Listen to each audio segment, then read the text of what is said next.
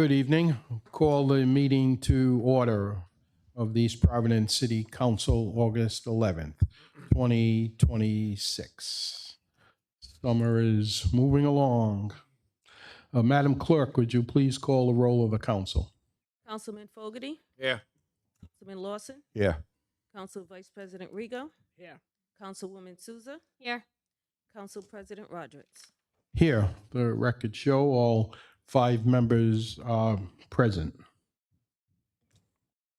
Please rise for the pledge.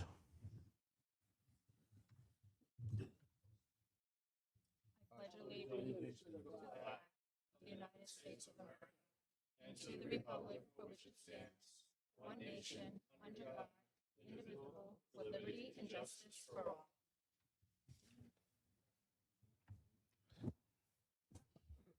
I would ask that we could please remain seated, but I would ask for a moment of silence, moment of silent reflection for the loss of our former assistant superintendent of schools. And there are too many titles to list, but a gentleman who has been a mentor to so many families in East Providence, who had just passed away recently. So if you could please observe just a brief moment of silence for Dr. Isidore Ramos.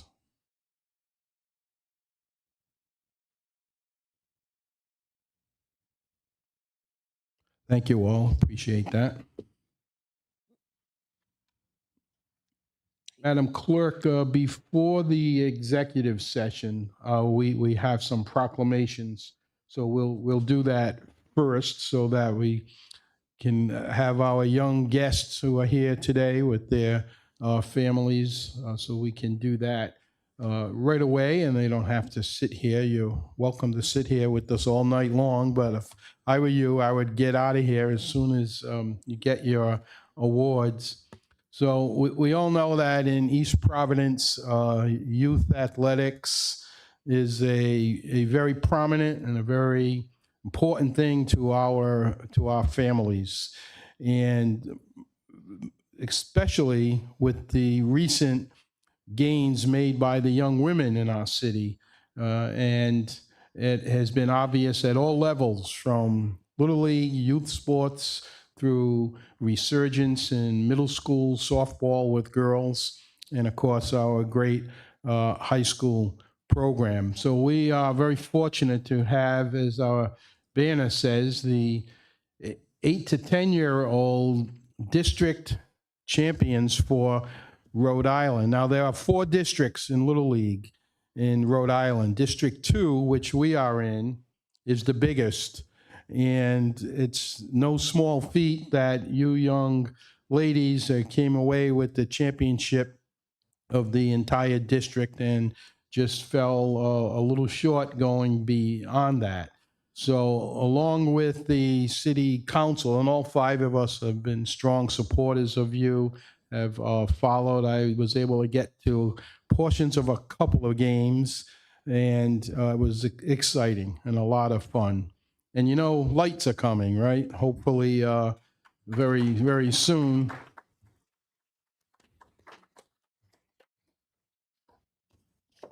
So what we are going to do, Councilwoman Souza is going to assist me. We're going to go to the podium, and as we call your name, we will give you, this folder has 2 proclamations. It has one, and I'll just read one, so I don't have to read them all. I will just call your name.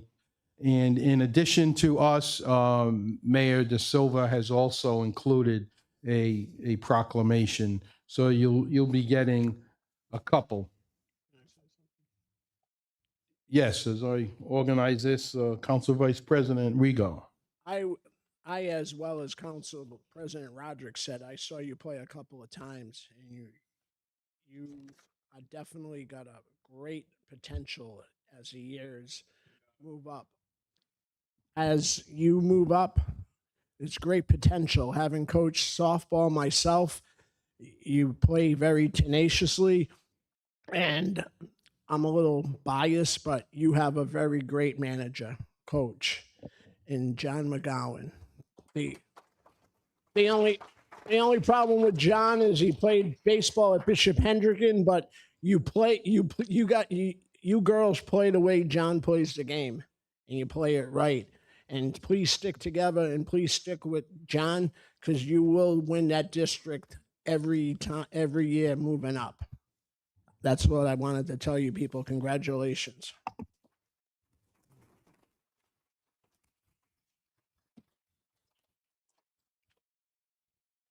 Just let me organize this for a second.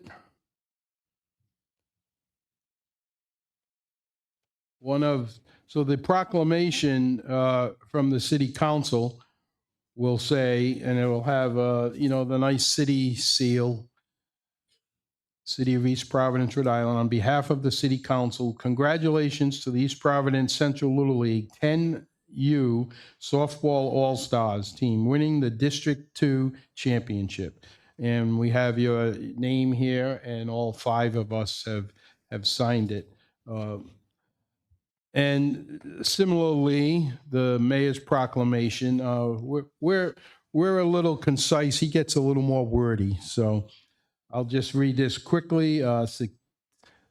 Certificate of recognition.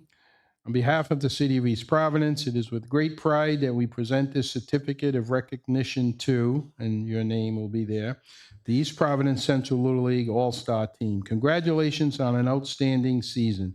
Your team went undefeated through the entire district tournament. This is something I forgot to mention. That was a big thing. Captured the championship with the victory over our rival neighbors, Barrington.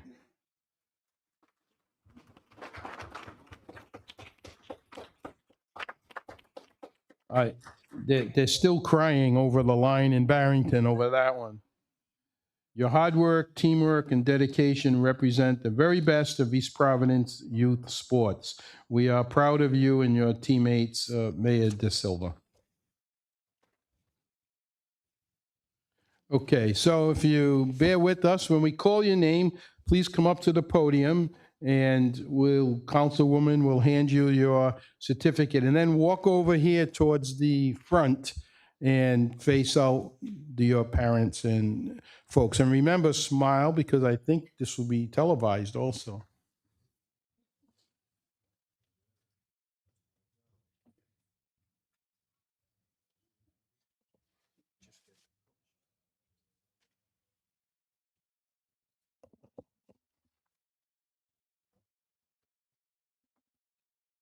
Okay.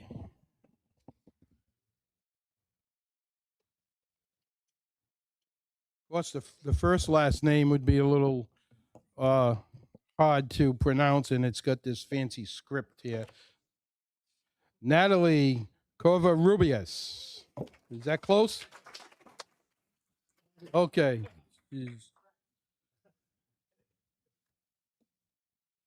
Isla Adams.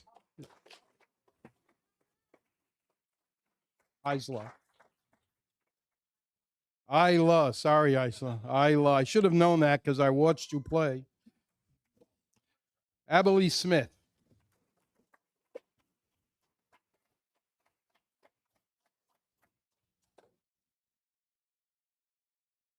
Sade Baldwin. Charlotte Newberry. Nalia Lorero.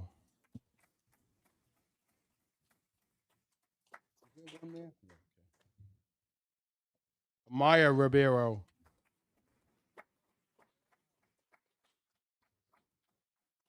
Celia McGowan. Hazel DeRosa. Sophia Carnero.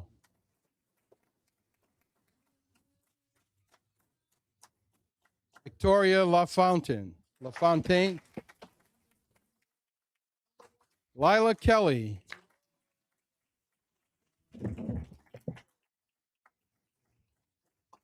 Cora Kelly.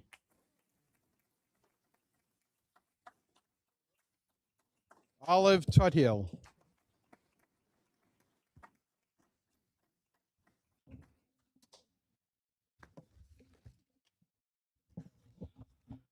You don't want my notes from the meeting, all right? And how about Coach John McGowan?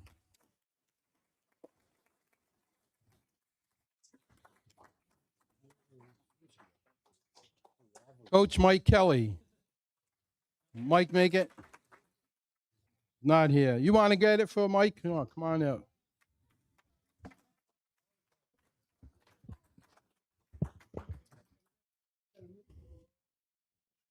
You're a better coach than Mike anyway. Coach Allie Burks. Come on up. Stay up here. And Coach Mitch Baldwin.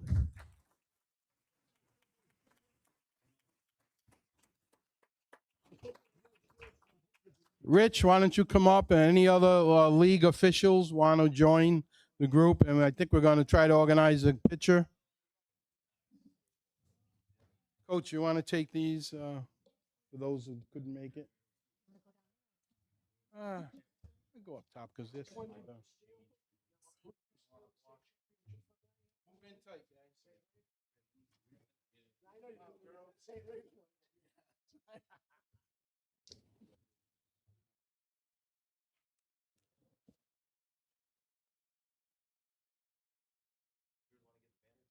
Yeah. Oh, yeah, get the banner.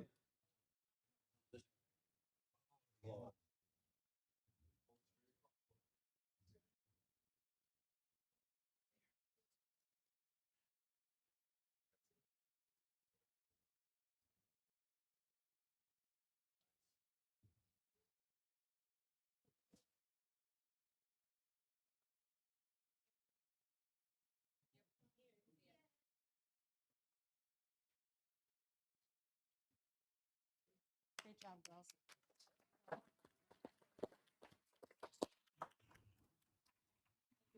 Great job. Thank you very much.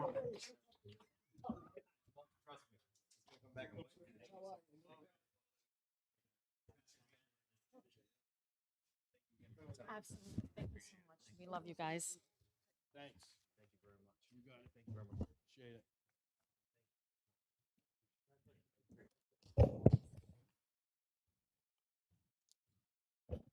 And once again, is not considered rude. We don't mind if you all want to head out and go home. But thank you for being here tonight. We appreciate it. Thank you.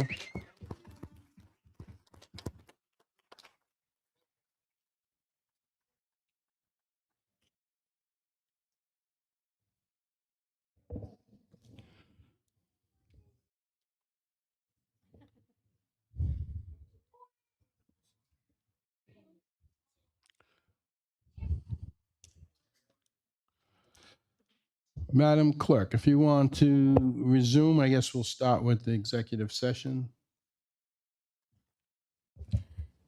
Executive session, the City Council of East Providence may meet in executive session pursuant to Rhode Island General Laws 42-46-5A2. Number one, City Council to meet to approve or deny a sewer abatement for 77 Allen Avenue based on City Ordinance Section 17-183. This will be one quick item, so we can go into executive session. We have to go into executive session. Is there a motion to? Motion to go into executive session. Motion by Councilwoman Souza. Second. Seconded by Councilman Fogarty. All in favor? Aye. The ayes have it. We will be right back. This should be quick.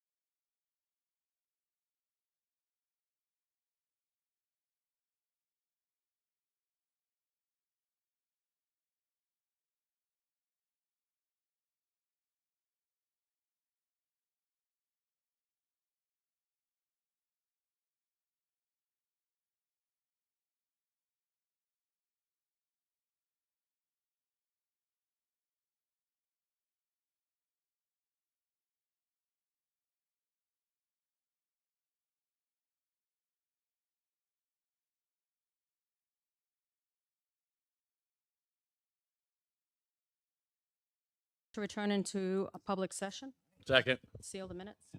Motion by Councilwoman Souza to return to public session, seal the minutes of executive session, seconded by Councilman Fogarty. All in favor? Aye. Any opposed? The ayes have it. Next item, Madam Clerk. Consent calendar, council journals, regular meeting minutes, July 7th, 2026, and July 28th, 2026. Cancellation and abatements, $26,172.64. Letters, notice of new property numbers, 240 Becker Avenue, East Providence, Rhode Island, 02915, map 513, block 32, parcel 001.10. 26 Spring Street, East Providence, Rhode Island, 02915, map 513, block 49, parcel 00110. 23 Paddleford Avenue, East Providence, Rhode Island, 02915, map 311, block 12, parcel 013.10. Motion? Mr. President. Question, yes. And please, Yes. pursuant to state law in compliance with State Rhode Island General Law 3614-61, I hereby recuse myself from participating in any discussion or taking any official action related to said matter regarding Section B, cancellations abatement for tax exemption correction at account R034650-00, and taking any discussion in the public matter. So let's. Thank you. So noted. Let's move approval then of the consent calendar A and C and the abatements other than the one that she just read. And then we'll remove that abatement and then she can recuse herself and we're voting on Make the a motion remaining. to accept A and B. No, A and C. C. C, I apologize. A and and C, C. I second. Motion, Councilman Lawson, seconded by Councilman What? Fogarty to I'm approve sorry. A, and C and and the abatement. that she- abatements. Everything other than the abatement that she just read. Correct. That's your motion and second. All in favor? Aye. Any opposed? The ayes have it. Okay, no, thank you. I'll make a motion to accept item B under abatements. Hold on one second. Hang on a second. Let the councilwoman vacate the dais. I'm going to go by the letter of the law. Motion? Make a motion to I'll second. accept item B. Second. Motion by Councilman Lawson, seconded by Councilman Fogarty. Item B under consent calendar. All in favor? Aye. Aye. Any opposed? The ayes have it. Frank, how come you don't move that fast? when you refuse? I want to slow you guys down. Hang on a second. She returns. She's doing laps.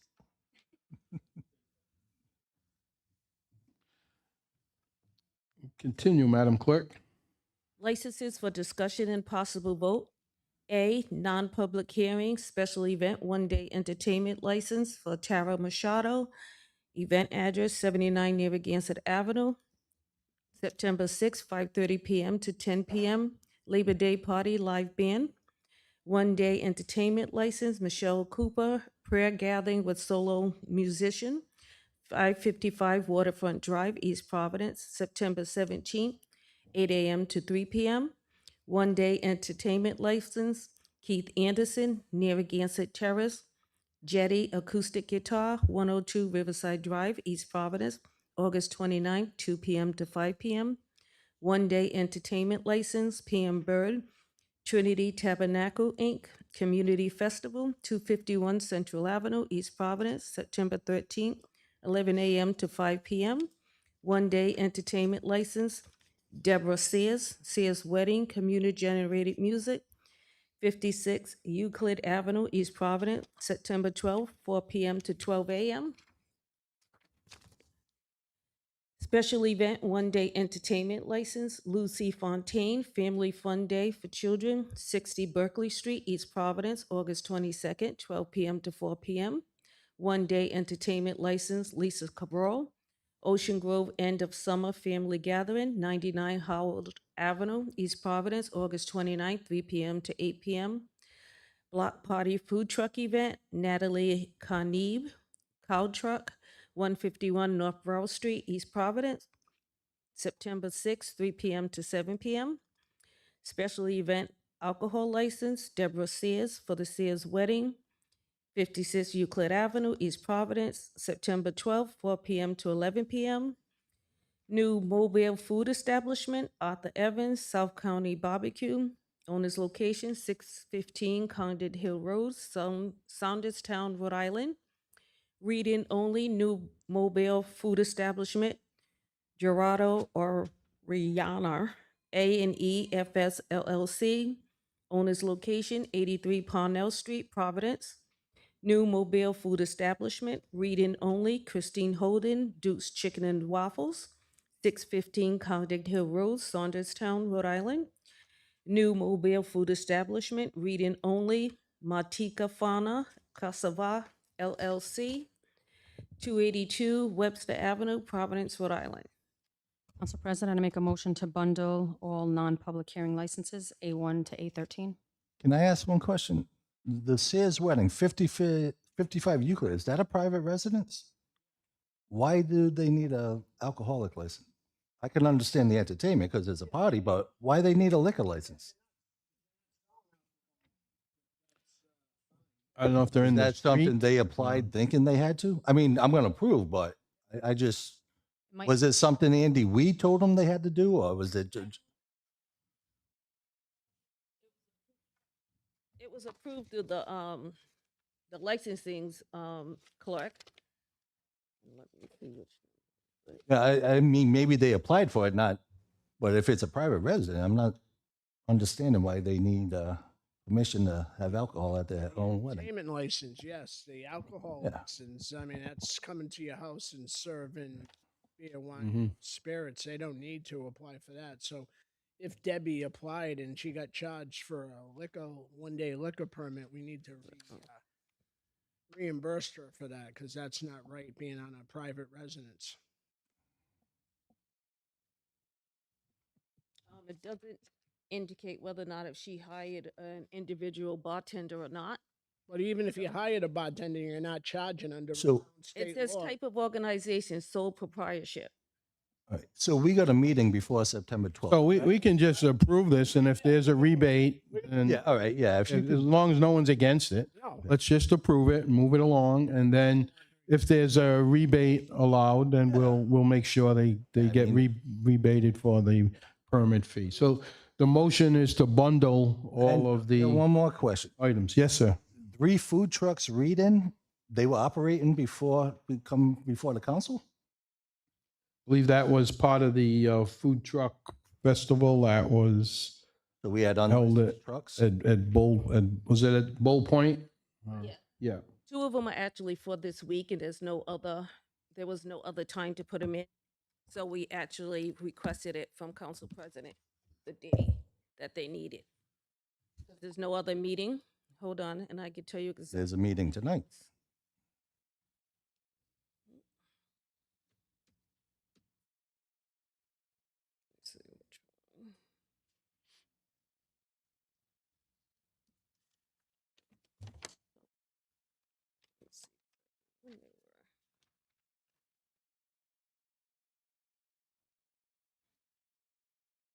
This one was actually for August 11th.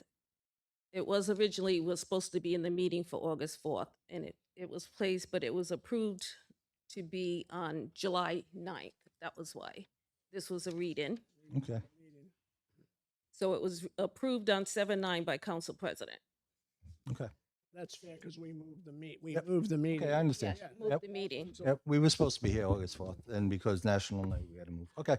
And the other one was also the same thing. It was approved on August 5th because of the meeting was removed. Yep, okay. And yes, that, And we had moved the meeting because of the police night out. Just want a Is clarification. there a second to the motion? Second that. Second by Councilman Lawson, Councilman Fogarty. This is for the bundle of all of the items. All in favor? Aye. Aye. Any opposed? The ayes have it. Motion to approve non-public hearings A1 to A13. Motion, Councilwoman Souza, A1 through A13, seconded by Councilman Lawson and Councilman Fogarty. All in favor? Aye. Aye. Any opposed? The ayes have it. Thank you. Next item. communications, Any person who submits a communication to the council and wishes to speak on it must indicate this in writing no later than 4 p.m. the Thursday prior to the next regularly scheduled council meeting. A person who lists more than one topic on this communication will be allowed to speak on the first one listed. Nancy Hale, discussion on Nancy's volunteer report, progress in Riverside. Nancy, welcome. Thank you. I'm going to go really quick because Just a name and address for the record. Nancy Hale, 889 Bullocks Point Avenue, Riverside, Rhode Island, 02915. I began coming to city council meetings with concern for public safety. It's been about 4 years. I would like to report great progress on some of the traffic and speeding issues in between the Carousel and Crescent Park area, with more people stopping at the twin stop signs that were put there. I'm going to go really quick just to say there's been great progress. Neighbors, individual neighbors, have done more to clear away hedges and things that decrease line of sight. The police department has done a lot of things to ensure that there's not what used to be the kamikaze cars driving into homes. Okay, so there also has been progress with I said more people stopping. There's one area that still is a problem with people coming out northbound on Bullocks Point Avenue a little bit too fast, and maybe some work with crosswalks. But basically, you know, all good and a lot of progress. And it's kind of good to do it in sections to see what, you know, how much you really do need to do and how much people can do for themselves. I've helped out in that way by even talking to pizza delivery places, letting them know that pizza is extremely important and people are very hungry, but it's not worth, you know, any kind of accident. You don't really need to go 30 miles an hour. So that has helped. And every time I order the takeout food, which is a lot lately because I'm not driving, but you know, I tell the delivery people to have all of their drivers, you know, go slow and abide by all traffic laws. Another thing that came up while I was out in my yard doing yard work, actually some of the things that were happening maybe 3 or 4 years ago, the 18-wheelers are not happening anymore. So that's, I don't know how that got handled, but you know, I'm not seeing them like try to back up Bullocks Point Avenue headed for the Carousel going in reverse. And, you know, I'm glad I'm not driving that thing. So also the next, you know, thing that I have been working on is the awareness of litter, trash, mostly plastic. We have, URI has studied the Narragansett Bay and areas. There's a lining of plastic, which is of course not good for cohogs, lobsters, periwinkles, any of those little things that live on the bottom. They can't live in plastic. They can't eat plastic. We have plastic in our bodies. So, you know, I started buying glass straws, and I don't recommend the glass straws. They break. But there's some sort of reusable straws that are, I don't even know what they're made of, but they're really good because they're a little bit flexible. I didn't have time to get one in my bag. Now, while I've been out using, and so I do think that we as people who live in the city of East Providence need to do much, much more about getting plastic and litter and dog dew and all that kind of stuff. We need to take care of that ourselves. So the Department of Public Works can do big projects that will help us move forward through climate change more easily. We've had Nancy, I want to thank you when you came in years years ago, when you came in front of us 4 years ago, one of the first items that you talked about was the bus stops down on Bullocks Point Avenue in that area, and you took it upon yourself to Oh, if I'm, I'm you took using, it upon yourself to, you know, clean it, and I appreciate that. And what you just said about doing community service, and that's what you're doing. I want to commend you for that. right, but I'm not the only one who can do it, is what I'm saying. And we I need, agree with you. we We need, need to get more people like you to do that. we need people out, respecting the bay and cleaning up the litter and taking care of our land. And therefore, the Department of Public Works doesn't need to be like putting trash cans all over the place and trying to deal with litter. I believe the Department of Public Works needs to be out there taking care of parks, land, trees, and really needs to be prepared for more disasters. I think we had like at least 2 weather events last year. We had something like a tornado in front of my house on July 3rd, 2025. And it took a year for these limbs and trees to be completely cleaned up out of the south end of Crescent Park. And I have never, ever seen a Department of Public Works employee sit on a bench, smoke a cigarette, have a cup of coffee, hang out, and take a break. These people work very hard. So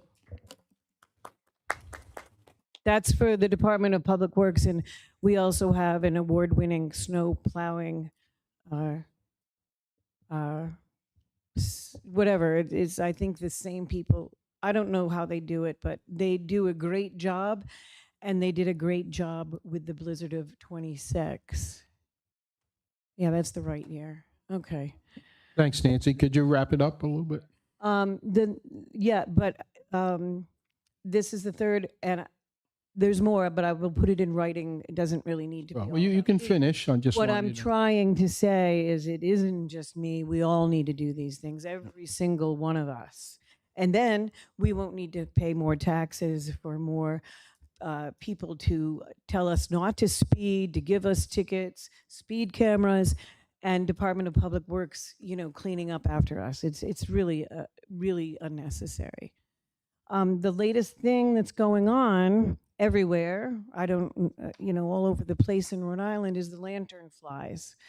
I met with Andre Herrera on Friday to discuss 3 things, but we were able to discuss the lantern flies.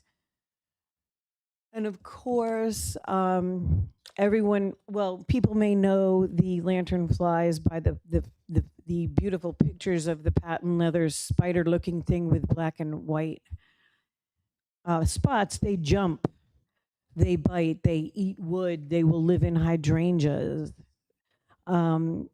They eventually get putty-colored wings and they fly all over the place, and their biggest economic and agricultural impact will be on orchards, apple orchards, or Sakana vineyards, grapes. They go for fruit.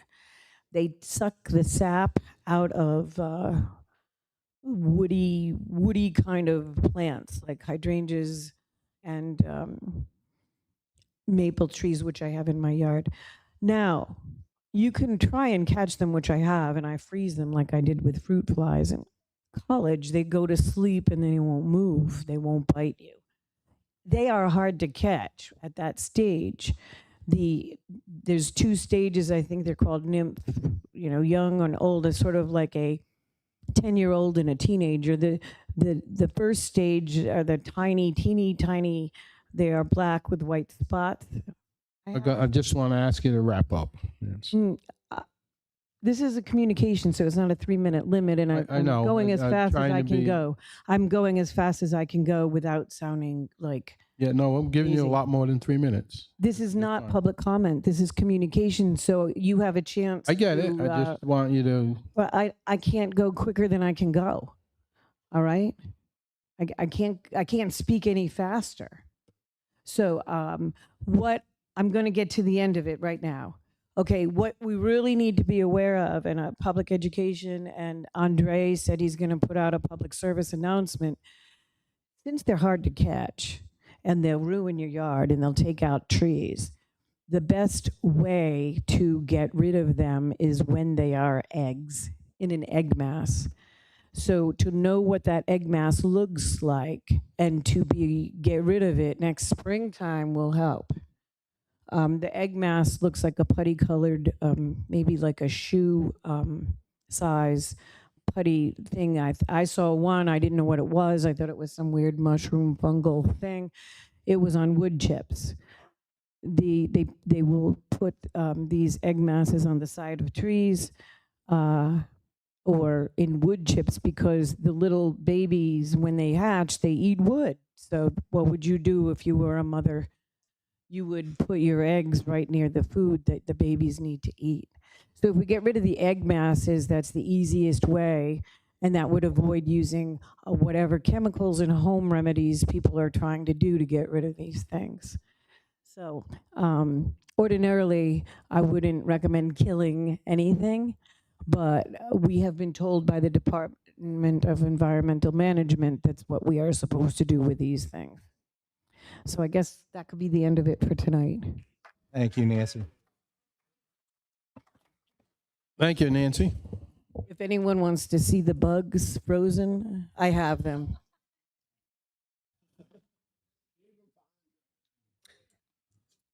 Paul Rodriguez, Police Detail Employment.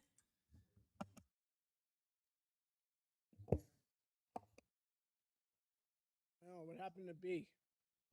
What happened to B? I'm sorry, I spoke to him and I talked with Chief Carey and I relayed to him information, so he's not going to be here tonight.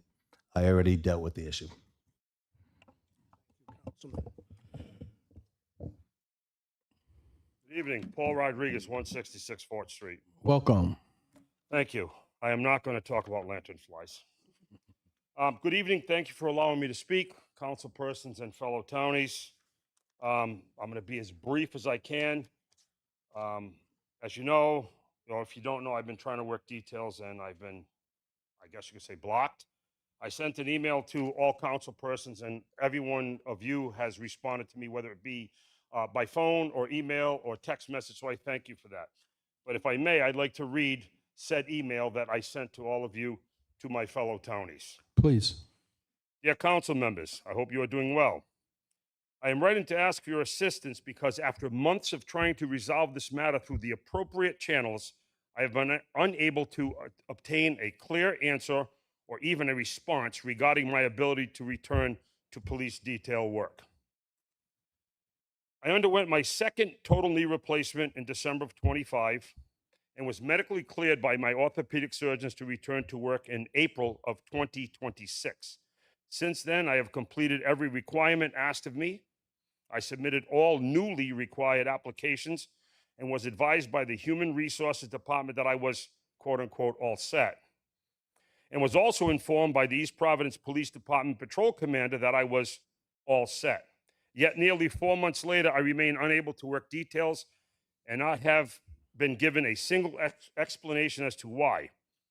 Over the past several months, I have made every reasonable effort to resolve this matter. I visited the mayor's office on 3 separate occasions and spoke with a member of his staff who assured me that the mayor would contact me.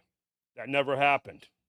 I sent 2 emails copying the chief of police and received no response. I even sent the mayor a text message because the mayor and I went to the police academy together and we graduated in 1992. That message went unanswered. I requested nothing more than 5 minutes of the mayor's time to receive an explanation. An appointment was scheduled by me on a Wednesday at 10 a.m., only to be canceled the afternoon before, less than 24 hours, due to a scheduling conflict. I was then offered another appointment nearly 3 weeks later, which conflicted with a previously scheduled vacation. To date, no meaningful effort has been made to address this issue. What I find most troubling is not simply the delay, but the complete lack of communication. If there is a legitimate reason why I cannot return to work details, then I deserve to be told what that reason is. If there is an issue that requires my attention, I should be informed so that I can address it. Instead, I have been met with silence, despite repeated attempts to obtain an answer. I proudly served the city of East Providence for many years and retired after a distinguished career. I'm not asking for special treatment, favoritism, or exceptions. I am asking to be treated with the same fairness, professionalism, and respect afforded to every other retired East Providence police officer who is eligible to work details.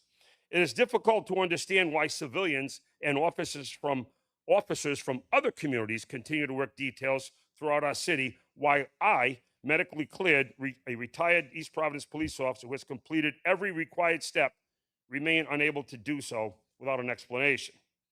At this point, I respectfully request your assistance in helping bring this matter to a resolution. I believe it is reasonable to expect an explanation, timely communication, and fair treatment.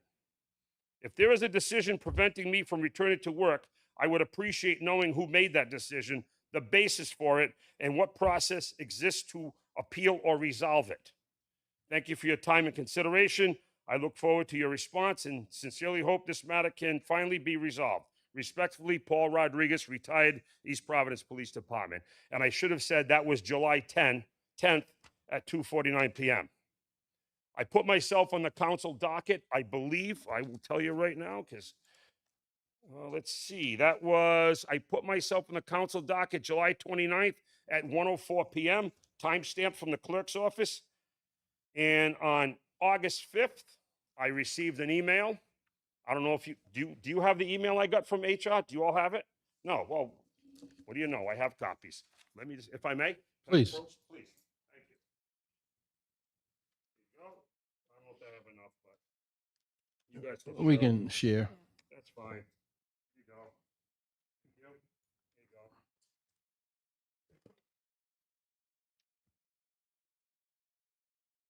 So if I may read the email, which I subsequently also got by in the mail as well, dated August 5th, 2026, to my address, dear Mr. Rodriguez, this letter acknowledges your request for employment as a retired officer in the traffic detail division of the department. As noted in the application that was submitted by you, final approval of employment is made by the mayor in coordination with the chief of police. Upon review of your work history, incidents, and interactions with the police department and its officers, and input from the chief of police, the city has decided not to continue with your application process or offer you opportunity for an employment. Thank you for your interest. Diego Jones, Director of Human Resources. So, if I may, as I look at this, a couple things jumped out at me. My history, my work history, okay? I was hired here in 1994, born, raised, schooled, still live here, obviously. I was a transfer from the North Providence Police Department because I wanted to come home because I'm a townie, like many of us are. Okay? So my history, let's see, I don't know. What else is there? Well, let me just put this up, my history. Let's see. 2006, presented to School Resource Officer Paul Rodriguez on this, the 9th day of May, 2007, in recognition of his dedication to the East Providence Police and School Departments. You and I worked hand in hand, did we not, on several occasions, Mr. Rodriguez? We certainly did. Yes, we did. Thank you for that. This is the last badge that I had, award board. Most of these, I honestly don't know. I know one's the Chief's Award.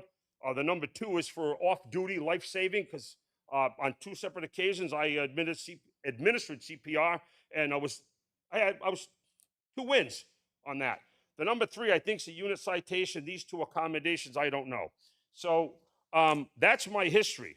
Incidents, the last incident I had was when someone broke into my house while I was home in 2022. And needless to say, the response from the patrol officers was outstanding. Moving forward, the investigation was horrific. The detective division did absolutely nothing.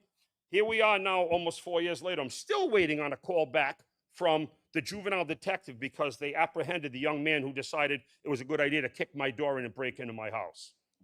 So I don't know. And as far as interaction, I retired in 2015. That's a long time ago. If my math is correct, that's 11 years ago. I don't even know many, if any, of these police officers, so I don't even know what interaction that means.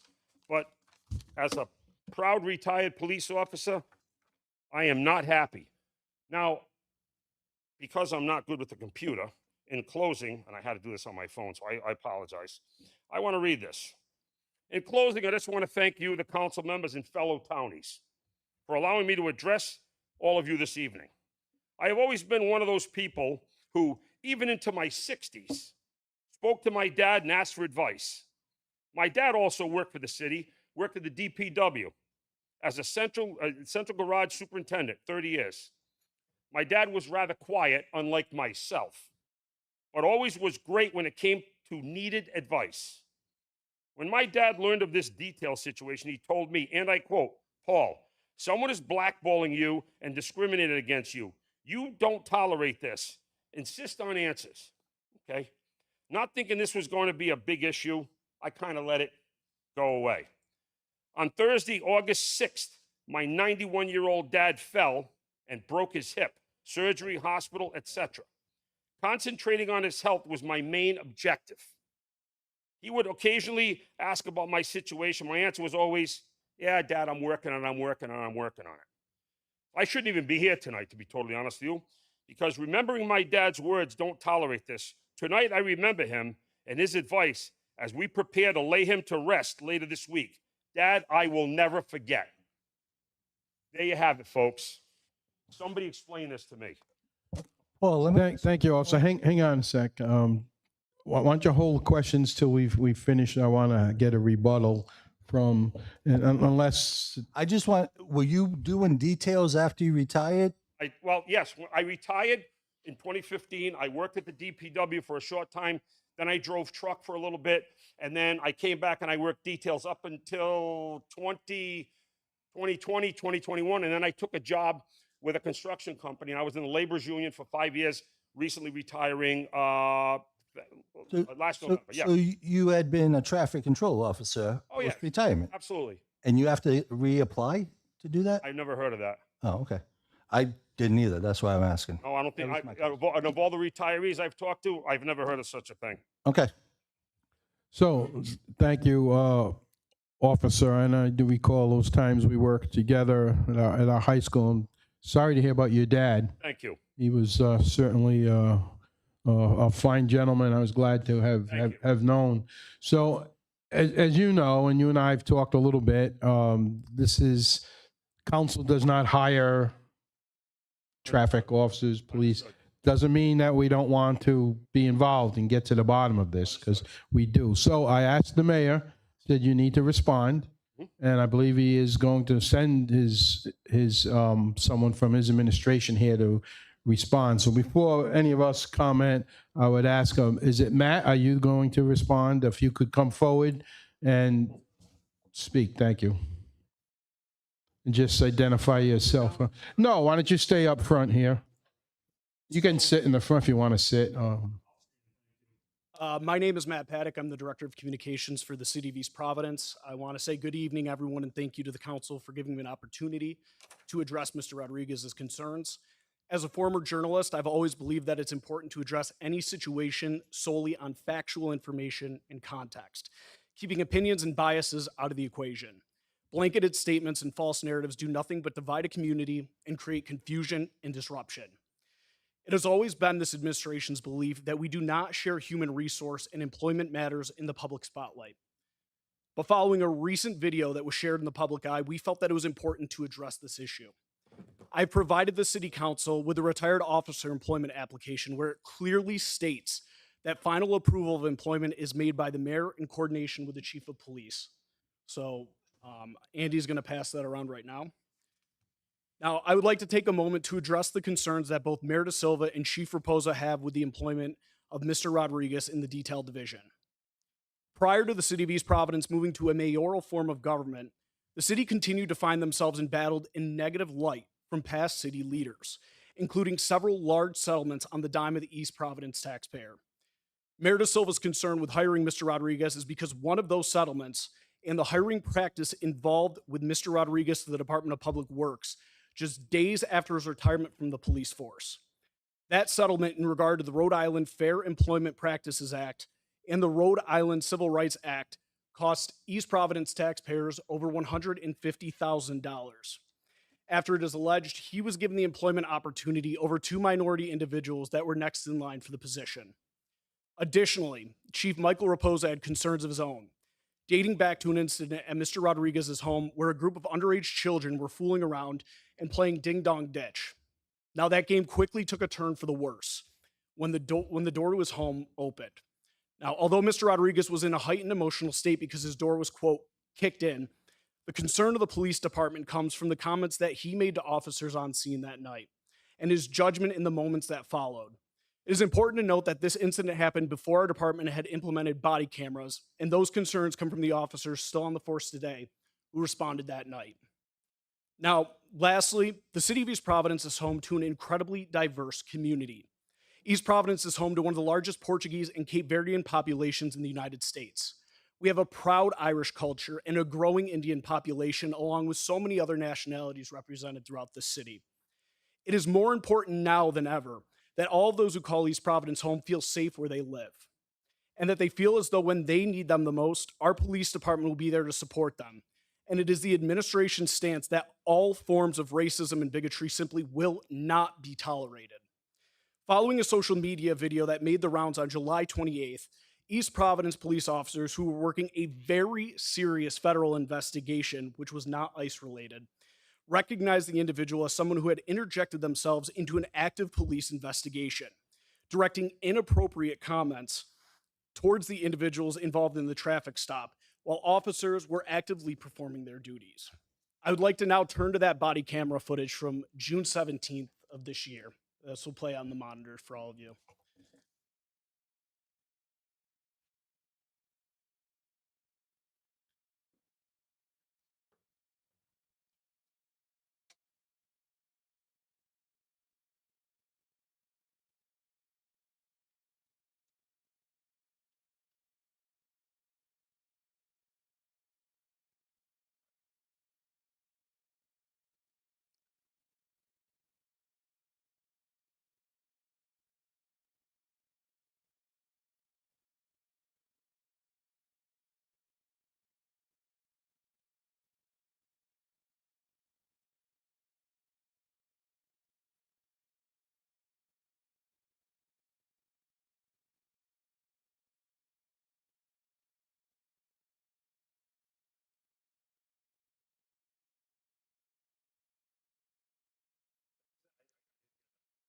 I'll quote it for you. That video is all set. Now, just to be clear, it was identified by police on scene that Mr. Rodriguez is saying, quote, "Stay out of East Providence. We don't want you explicative here."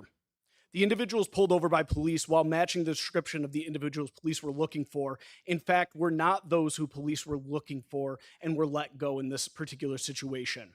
I would like to show you a screenshot from one of the individuals pulled over and their response to this interaction.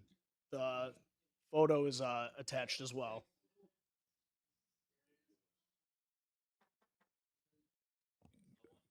That's the one right there. That's from the individual who you screamed the expletive at out the window. I can get you a Officer, you want a copy of this? You can. Okay. Now, it reads, quote, "Wrongfully detained by EP police in handcuffs. Some D-head drove by and yelled, 'GTFO, East Providence, we don't want you here.' I was let go and apologized to, but I hand with the B expletive that drove by and yelled that S expletive."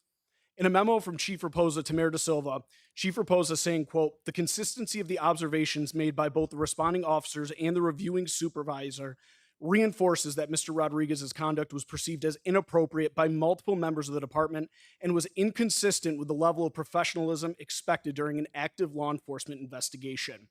The East Providence Police Department holds all employees, both sworn officers and civilian personnel, to the highest standards of professionalism, integrity, judgment, and decorum. While I appreciate Mr. Rodriguez's years of dedicated service to the city of East Providence and recognize his contributions during his career, this most recent incident raises significant concerns regarding his judgment and professionalism. His decision to stop his vehicle, insert himself into an active police encounter, and make inappropriate remarks is inconsistent with the expectations we place upon individuals who represent this department in any capacity. For those reasons, I do not believe Mr. Rodriguez's recent conduct aligns with the values, professionalism, and standards of behavior expected of an employee or a potential employee of the East Providence Police Department, and believe this incident should be given significant consideration in evaluating his suitability for employment as a traffic control officer. Okay, hold up, Matt. I appreciate you. I want to stop this at this point. I think you've made your point, the mayor's point. Paul has certainly made his point. Paul, I'll allow you, if you want to, quickly answer. But I really think at this time we've gone pretty far in the public realm, and I would like to direct, and unless the council tells me I'm wrong, Matt, if you could please ask for a meeting with the mayor. Mayor has to be there. Police chief, I'm sure chief is here today. And, you know, your name has been mentioned, chief. If you want to add anything, I recommend that you not at this point. I think this has been out in the public now. We've heard a lot. I would give Officer Rodriguez a chance to say some more. But we're not going to solve this tonight, especially with a body that has no legal jurisdiction. I do want to remind the council. Yes. This council has no role whatsoever in the Right. hiring of anybody in the city other than setting ordinances and whatnot. So, and the other issue is that I just want to make it very clear. We did institute a new policy, I believe in March of 2026, after speaking with the chief, that all officers, retired or otherwise, who want to be traffic control have to apply, and they fill out the paperwork to do so. It does not mean they automatically get a job, and there's a review period. So that's the policy that has been implemented with HR through the administration with the assistance of the chief. Now, he did apply, right? He did apply. Okay. Officer? My Yes. question is this. Yes. How many other retired officers, Mr. Marcello, have gone through the application process that I did? I can't answer that question. course not. Hold on, let me finish. I am aware, after speaking with the chief, that there have been applicants that have applied who have not been selected to be on the traffic detail. Okay, that's fine. So this needs to be settled at a table with all the parties involved. We have no jurisdiction. I will certainly attend if you feel that council needs representation there. Chief, you were mentioned. I don't want to shut you off. If you want to comment, you are welcome to. Otherwise, are you amenable to a meeting subsequent to tonight?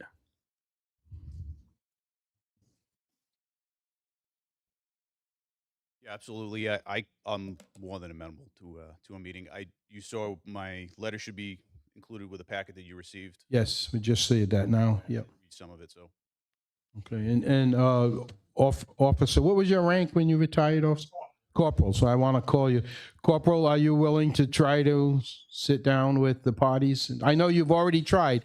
I'm asking, is it too far gone? Do you want to? Nothing is too far gone. Okay, This is absolutely ridiculous. I went to the police academy with Bob De Silva. I sent him multiple text messages. I had a text message exchange with the chief who told me it's a new process. No one is blocking you. That was false. I'm being blocked. But it's actually now, it's almost like not about the details. This is a character assassination as far as I'm concerned. But that's okay. That's okay. And that's all I got to say. Y'all have a good night. thank you, sir. And Chief, you want to wrap up I can just anything? make a quick comment. Sure. We have had other officers apply since March. 2 other officers have gone through the process successfully. Okay. Well, I think we were able to air this out as much as legally possible. I certainly don't want to turn it into anything more than it has been. It's serious. And Matt, if you would please tell the mayor that the council wishes that he would convene a meeting with the parties involved. This could have all been avoided if he had the courage to meet with Paul in the first place. This didn't need to go public and make EP look bad. But let me say, too, I support Chief Proposer's assessment 1,000% too. So I think it's important that we move on. Yep. Okay. Thank you all. Thank you in the audience for your patience. And Madam Clerk, could you please call the next item? Public comment. Jen Tierney, Tree Commission.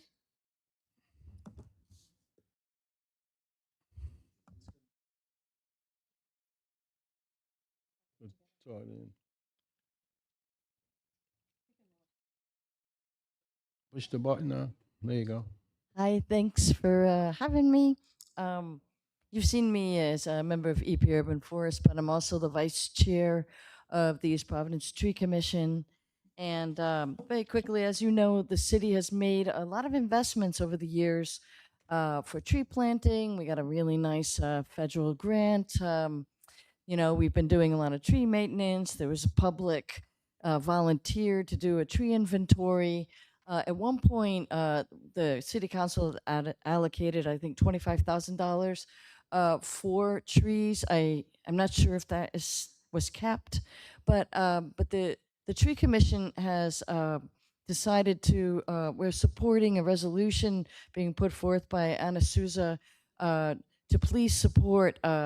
We need more budget for tree maintenance because at this point, for instance, in Kent Heights, we planted over 200 trees, I do believe, in this city, and without tree maintenance, given the extreme heat that we're having, the extreme cold, they'll die. I mean, it's a lost investment, and it would seem that DBW, particularly in the summer, has a lot of grass to cut, and can't give the same people can't be doing the exact same thing at the same time. So it would be a lost investment. So we're just saying, please support this resolution. We're going to keep pushing for it. If there's any way that any of you want to come to a tree commission, or if we can be a resource, please let us know. But I think it's becoming more and more clear every year that we need shade and we need the oxygen, and we've made the investment. So it's like any other investment. You wouldn't create a playground and then let it rust. And that's what you're doing with these trees. So, it's just simple math. So we're hoping that in any way, but if we can be a resource in any way to help with the numbers or the reasons why, I hope you all got your notable tree calendar, and please let us know. All right. Jen, I think we got what they call it, the water buffalo, the portable watering tanks, They do, but it seems like they don't have the staff to go out there and do it. which is a So many- common thing we hear about people. Yeah. Not just with the trees, but okay. It'd be such a shame. But we got the Such a shame. equipment. It's just a matter of, yeah, because I've seen trees we planted dying. And maintenance is huge too. I agree. Because we have a really old tree canopy, and I guess, we don't have enough people you need to trim the trees so they don't fall on people's houses. We've invested millions in our public spaces. We got to maintain them. Gotta maintain. As we saw what happened to the bridge not being maintained. Yeah, okay. Thank you. So, thank With you. unanimous consent, if I could ask the council to move up my discussion items and under D resolutions, number 1, requesting the DPW to take action necessary steps in park planning. Oh, I'm sorry. Resolution number 2 concerning further support of the tree pruning and planting project. Yes, without objection, let's do that at this time. So we will move that forward. Madam Clerk, if you want to read that item, is it page 6? Yes, Okay, that's page 8. page 8, Resolution okay. For discussion and possible vote. Number 2, resolution concerning further support for the city's tree planting and pruning program. Councilwoman Souza. Thank you. Thank you, council members, general public. So I had gone to one of the tree commission meetings last month, and to just get up to date on what was going on. There's been, as mentioned by Jen, a lot of growth with our tree program. We had a lot of grants that the city worked hard to get and were awarded so that we could plant roughly over 500 trees over the last few years, which was a really amazing, because we have a lot of canopies throughout the city that are not sheltered with trees. So we have a lot of hot spots, which makes the temperature rise in certain neighborhoods difficult during these humid days for people to be out walking, animals to be out walking. So and now especially around the schools. Now, the Tree Commission has also spent a lot of time and money with some of this grant to do this tree inventory, where they went out and every single tree was tagged and identified, and there was a level of pruning or maintenance that was needed. So we have, trees that are 50+ years old, and what condition are they in, similar to what we have done with our city streets. So they are categorized based on their need for maintenance. Um, we ran through all of the money for tree planting and maintenance in the general city areas. So the grant only allowed for certain areas within the city to be planted. So they're primarily in like school districts or underserved areas in the community. So certain places in Riverside and Rumford weren't able to have any of those trees planting or tree planting unless the city had provided its own through the general fund or a capital improvement project. So having had this discussion and realizing that we have a lot of old trees, we have the birch tree that is at Weaver Library that is now turned into an art project, which was very sad that that tree had died, but it was a direct reflection of our inability to maintain one of our oldest and most beautiful trees in the city. We had recently on Broadway a tree that fell, a huge part of the tree had collapsed on the sidewalk, which was dealt with our DPW, and then the remainder of the tree within the same week fell almost on the entire home of the resident, again, because it was a tree that needed attendance and wasn't pruned or cut down so that it would avoid that kind of an incident.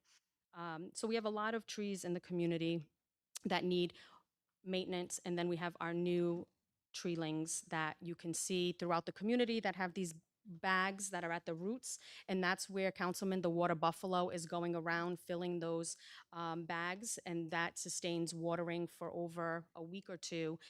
We also have volunteers in the intern program that have been assigned to that Water Buffalo truck who are going out and providing additional assistance to try to get more of the trees or flower beds watered so that we can have a nice, healthy, vibrant city. So in the the resolution, it is seeking that the city come up with and work with the tree commission to establish a continuing line item to maintain, prune, and mulch these trees. So it has been made aware that we're in a backlog, so over 3 years. And this is not just the inventory tree, but also the request for trees. So anybody in the community who has either called, emailed, or through the request portal put in, I'd like my tree cut down in front of my property because it's dead or branches keep falling, or I want a tree planted in front of my home. These are all adding up, right? And the city just cannot get to all of these requests. We have one arborist and one tree warden. So in a city this large with this many trees and the continuous trees being planted, the city needs to come up with a plan to have an outside company come in and kind of get through this list and work with getting a plan in place. Trees don't need to be pruned, especially mature trees, every year. They're just like any other garden. You prune it a certain way, and then a couple of years later, you go back and do some more pruning. If you prune it correctly, if you're a gardener, then you would know this kind of information. So if I'm talking too much about things that people don't understand, but if you're familiar with gardening, if you prune things in a certain way, it will grow the way it's meant to grow, and then it reduces the risk of broken branches or things or the plant itself dying, and it has a better chance of living longer life without causing any issues.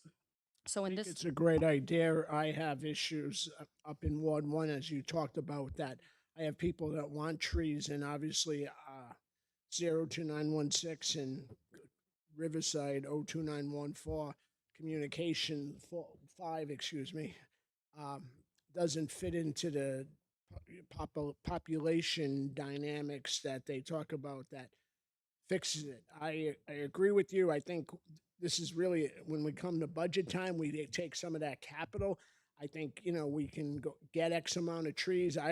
When I had a couple of people reach out to me, I was even going to go buy them trees at Home Depot and hire a landscaping company to go put them in. What you're saying has we can now get a landscaper for the city, and we have a lot of young people in the business that are looking for work afterwards, and they're not going to be like a major landscaping company or a tree company and charges a lot of money. I know I have like 5 or 6 young people up in my ward that have started landscaping business the last 5 or 6 years. They would love to go plant the trees, and they're all quality. I think it's a great idea, and I support you and move passage right away. And come budget time in that capital budget, we look for an opportunity in capital to allocate, if it's $20,000 worth of trees or whatever the number might be, that's justified, we do it. Thank you. Just to be clear, thank you so much for that support. So just to be clear, this resolution, so budgeting, this resolution is actually for the general fund. So trees in the city are considered infrastructure. Just like our school buildings, just like our sidewalks, these are infrastructural, they're living infrastructure. So you cannot allocate capital funds to the infrastructure, but new planting of trees, absolutely.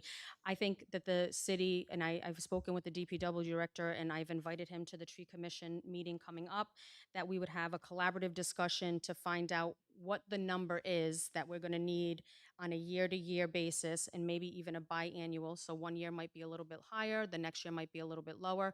But the tree commission has amazing members who are licensed arborists for decades, who know what they're talking about and know how to move our tree inventory and tree infrastructure in the right direction. So I would ask that on passage of this, that during the budget workshops within the administration, that there be serious conversation on allocating and looking to have vendors come in and help assist with this in the initial 1 to 2 year plan, and then have a plan in place for an annual maintenance, pruning, and watering schedule. So that's what you're basically asking, to mandate a discussion during budget. We're not allocating funds tonight. Not No. tonight. Right. Is that a motion? It is a motion. Seconded by Council Vice I President just- Rego. Discussion? I really like your idea of hiring our local landscape Yeah, that's to my fill the point. gap, Yeah, when because you- every year we say we need more DPW. Every year the mayor's. It might be an at-will thing because. That's what I'm saying. That's what- You're not Right. worried about salary and benefits, but Right. maybe we can allocate some funds that we got the specialists that can identify what needs to be done. So that, And then that would help local businesses, our local. that would landscape. be a budget Yeah, discussion. it's, yeah, Absolutely. It's Yep. like I said, in capital, Right. allocate X amount for trees, the Right. going You rate. just and can't then put people on. It would No, have it to be- wouldn't, Right, it would be a per diem basis. right. Just like we hire contractors to Yeah, build like- Sure. playgrounds. All right, so we'll have that discussion. Motion and second. Any other discussion? All in favor? Aye. Aye. Any opposed? The ayes have it. Thank you, Councilwoman. Next item. Councilwoman made the motion. Council Vice President Rego seconded. Yeah, we're back to, Public comment, Candy Sale.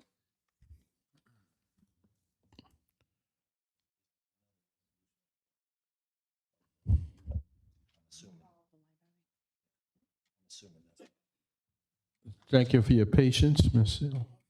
Certainly, Council President. Thank you, Madam Clerk. Thank you, Council President. I have 2 topics tonight, 1.5 minutes each. The clock is running. Okay, the first has to do with the hotel situation. The the permitted use or the non-permitted use of a hotel in the Metacomet sub-district. As you know, it was inadvertently added or not taken out of the Metacomet sub-district description in the zoning Mhm. ordinances, although it is not a permitted use in the table of uses. So, by the way, my name is Candy Seal, and I live on South Rose Street, and I'm speaking right now for Keep Metacomet Green. I came to you several months ago with this issue. Then I came back a couple of months ago, and you jumped on it, and I took action immediately. Unanimous consent. You asked the city solicitor, to contact the planning department. He did that. The planning department wrote up a memo, went immediately to the planning board. The planning board unanimously approved it. They call it a Scrivener's error. We had called it here a housekeeping issue. They unanimously approved it, came back here, and I hope that it's a simple matter and it will be unanimously approved later on tonight. I think this was an excellent example of the public and elected officials coming together to resolve an issue that may not be, that is may be considered minor, but it's actually very important, and I thank you all for that. The second issue is, And just to add to that, you're taking my time. well, the clock has stopped for a minute. All right, okay. For anyone that might be saying, okay, everybody knew that this just had to be a language fix. Why did it take so long? There's laws about advertising and public hearings, so people would be able to come and speak. So thanks to you, and I think we work, as you said, that's the key. We worked together on it, and we just had to do it the right way and get it done. So, And just to be clear, the marshals had not come forward saying they. right. No one's asking Nobody's for done it. This was just an omission. Right. The clock is on. And we can't amend it to It's take off out the for a fast second. food as well, right? What's that? I said we can't amend it to take No, away it fast cannot food as well. be, this was, Well, not tonight, right, it has to be. I'd be all for that.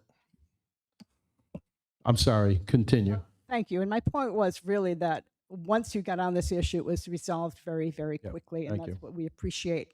As an individual and an avid reader and a frequent visitor to the Weaver Library, I reached out to you about a month ago, mid-June. Several of you responded with positive comments. Councilwoman Souza actually responded with meeting with me at the library to look at the parking situation. And what it is, for anyone not really familiar with the Weaver Library, there are two entrances on Grove Avenue, kind of a rounded little parking lot with 3 or 4 parking spaces in it.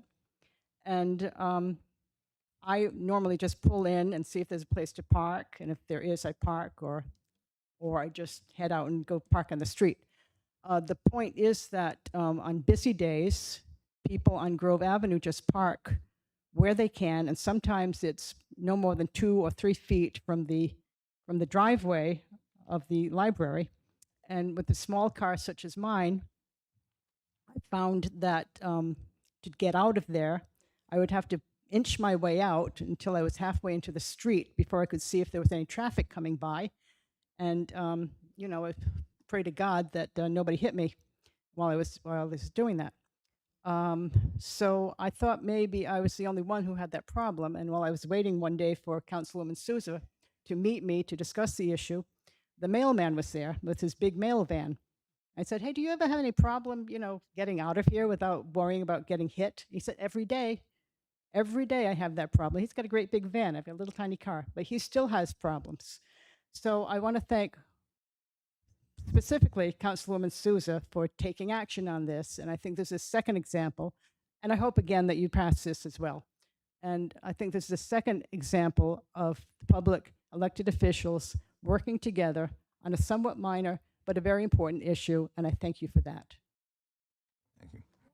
I agree Thank with your you. assessment 100%. I mean, we have veterans meetings there. I utilize the library, and if there's a lot of cars when you're trying to pull out. So this is kind of a That's the darn no-brainer thing. that we just didn't think about. So Thank you again. You're welcome. Thank you as always. So with the unanimous, You got time left over the next time, Candy. Bob took some of your time, so you'll get more time.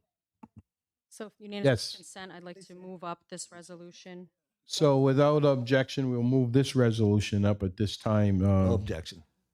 Right. You got Do you want to make that a motion? Or? Without objection, yes. So as some of you had seen on the screen,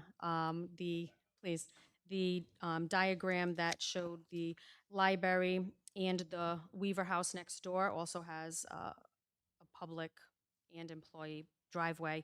So as many people who go through that area are very familiar with the parking situation, the safety or potential the safety issues that we have, not only for vehicles, but also pedestrians using the sidewalk.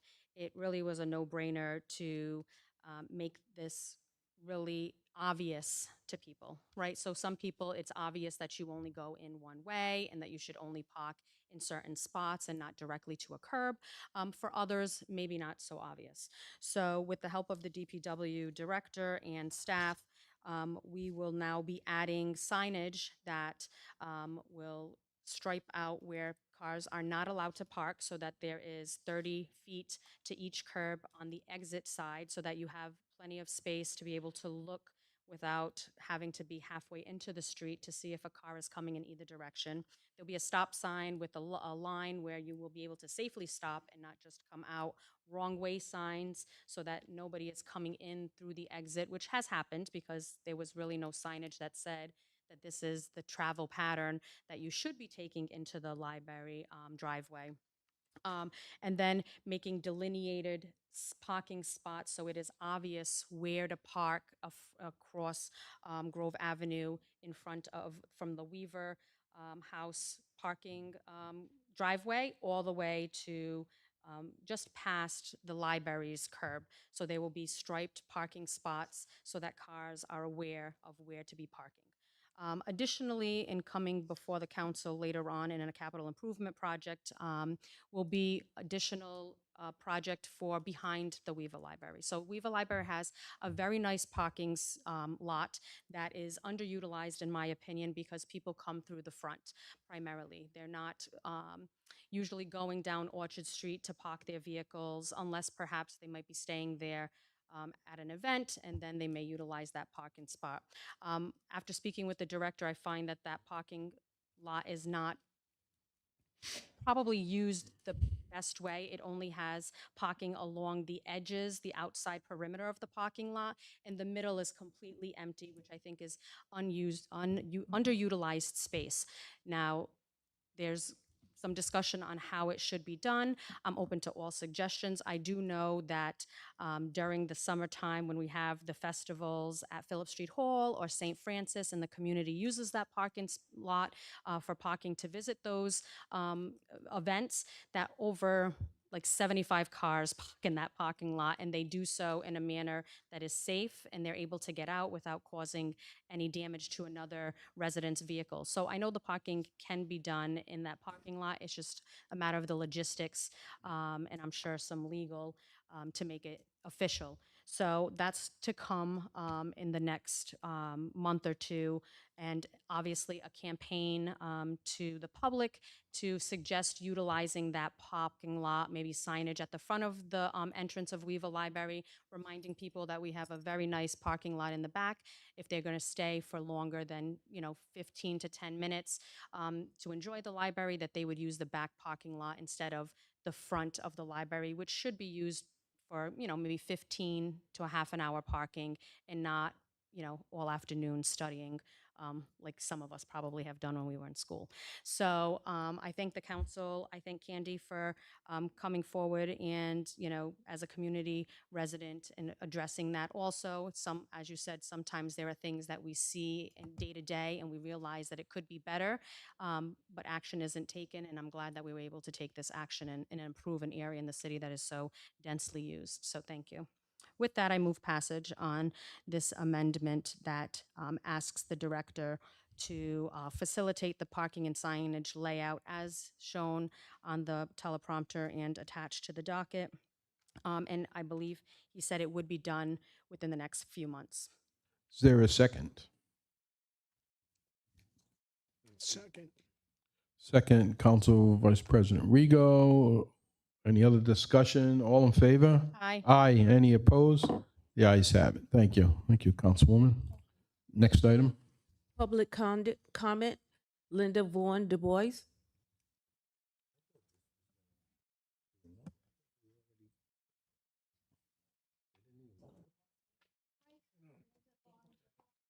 Excuse me, put the mic on, please. Push the button there. This name and address. Linda Vaughn Dubois, Welcome. 86 Ruth Avenue, and that's in Rumford, District 1. I just recently got a hold of Frank and Robert, I think, to speak to them about flock cameras and asking the council to end our relationship with flock. And I'm going to tell you why. I am very concerned about ICE using our flock to track people? Am I not? Thank you. And I'm very concerned about civil liberties being abused. I'm very concerned that a woman from Texas was hunted down when she went to a blue state to have an abortion, and that Texas troopers followed her, arrested her, and is charging her for murder because she had an abortion. I am very concerned that Roe versus Wade has been removed. I am very concerned for the rights of every woman in the United States. And I am asking the council to support women here in Rhode Island by removing flock cameras from our city. As of 6 p.m. tonight, North Kingston, Gloucester, Narragansett, South County, New Bedford have removed the flock cameras. Cumberland is being asked by the American Civil Liberties to stop flock cameras. I am asking East Providence to step up and do the same. And if you need people from my church to come and speak, if you need men who are supporting women to come and speak, if you need other East Providence patrons to come and speak to you, I will arrange for that to happen. I think it is very important that we do this. So thank you. I did receive your email, as you mentioned. So did Council Vice President. I don't know if others. And I do have on the agenda under council discussion a general issue of flock cameras. So without objection, I'll just talk about that now, and we'll save the time later. But some of the things that you mentioned really are beyond, the scope of any cameras or other things. I understand and sympathize with some of those issues, and I put this on the agenda tonight to just bring us up to date. There, as you mentioned, there's this movement, and through Rhode Island, there's been recent discussion about extra flock cameras showing up everywhere. So in terms of East Providence, the state police only put in 2 additional cameras, and they are not within East Providence proper. They are out on Route 95 or 195. They are not within our city. I know you may still be concerned about that, but there were people that thought we had a number of flock cameras added on city streets. That's not the case. Currently have a contract, as I think I mentioned to you in my reply. As of now, I'm not in favor of just ending the contract immediately. I'm not sure we can even do that with contracts the way they are. But I will, and I have pledged that at any time that we are discussing a renewal or additional cameras or any other issue, that it will not happen without a full public hearing. People like yourself, your church, others, anyone can come in and give us their opinion. I am, and I've talked with both our chiefs about this and others. I'm not aware of any abuses in East Providence yet that I've heard about. I have heard about several success stories where some serious crimes have been solved. You can't turn on the news at night and not see some kind of a camera-related story. Ring cameras in houses.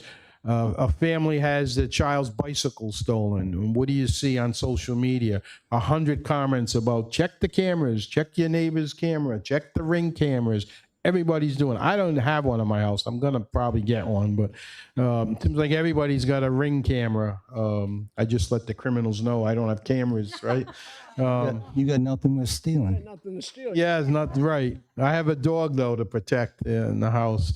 But seriously, it will not be increased, I can tell you that, without full public discussion. But I would have to be honest and tell you that I am not in favor of today just ending a contract, which I'm not sure that we could do without a lot of legal work. I don't see the abuses, the incidents that you mentioned. I sympathize with, but I don't think they're quite in the range of flock camera abuses.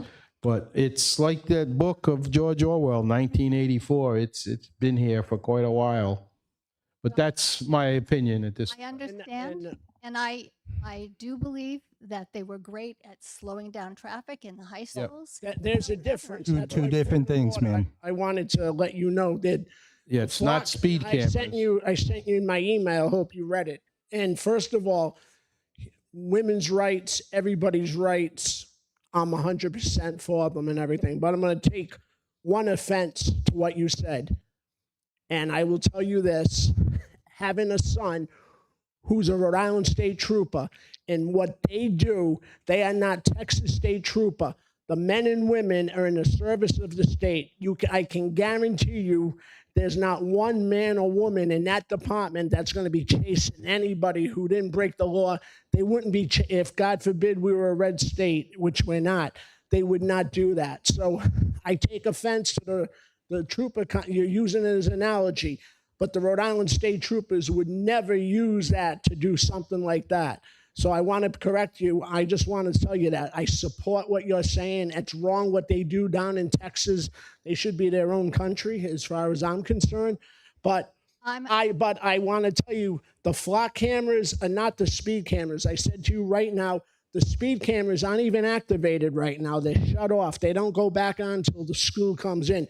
So there is the misconception between the speed cameras and the red light cameras and the flock cameras. And I agree with you. And where you live in Rumford, the flock camera saved about 10 policemen's lives twice at the Rumford Motel because real bad criminals was there. A wanted person from North Carolina, armed robber, murderer, was at the Rumford Motel. The flock camera helped that and that. So I agree with you. There's abuse in everything. There's bad lawyers, there's bad teachers, there's bad liquor salespeople. I just wanted to put that in there so you wouldn't think I was doing that. But I agree with you. But I just want you to know there's a difference between the speed camera and the flock camera. I understand that. And again, However, I just personally... Let her finish. Thank Can I you. please? Yes. Please. What I have to say is I do not trust the federal government at this time to obey laws. They break them and then they prosecute, and that there are people paying the price.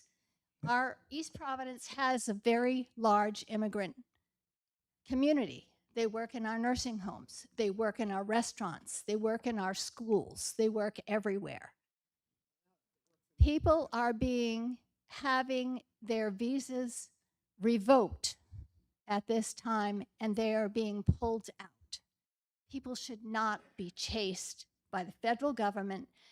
I believe in Rhode Island state law. I believe in the blue state. I believe what we do is correct.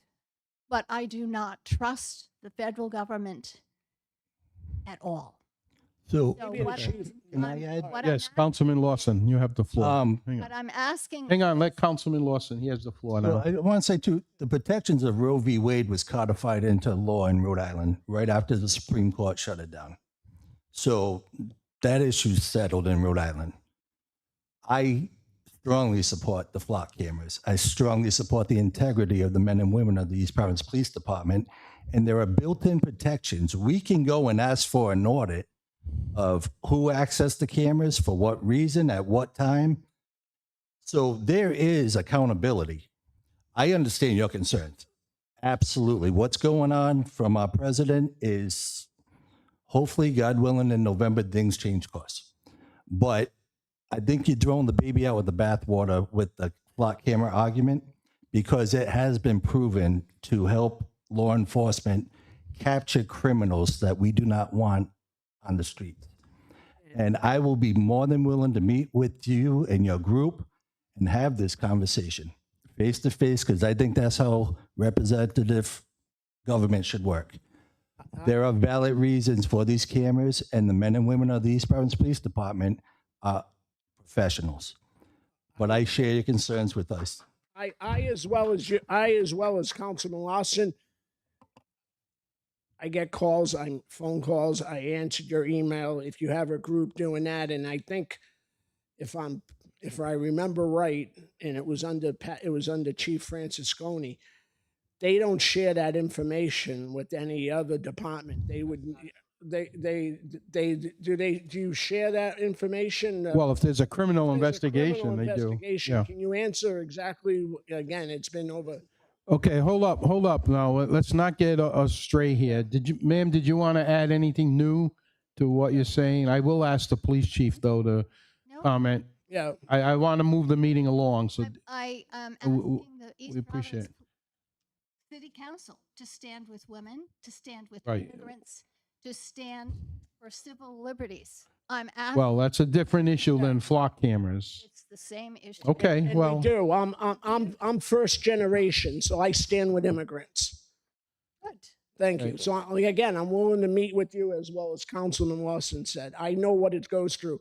I know what it's like growing up in Rumford and being a kid with dark hair and being called Guido, and my father working on construction sites and coming with dirty clothes and coming to my events and looked at differently. So I know what it's like to be treated differently from people. And I stand, and I've said that many a times in my 4 years here, and I stand with people Okay. like you who are defending the rights of people. okay, so let's move this on. Thank you. I will ask the police chief to come forward, and this is under the heading of, I brought up the block cameras on the agenda.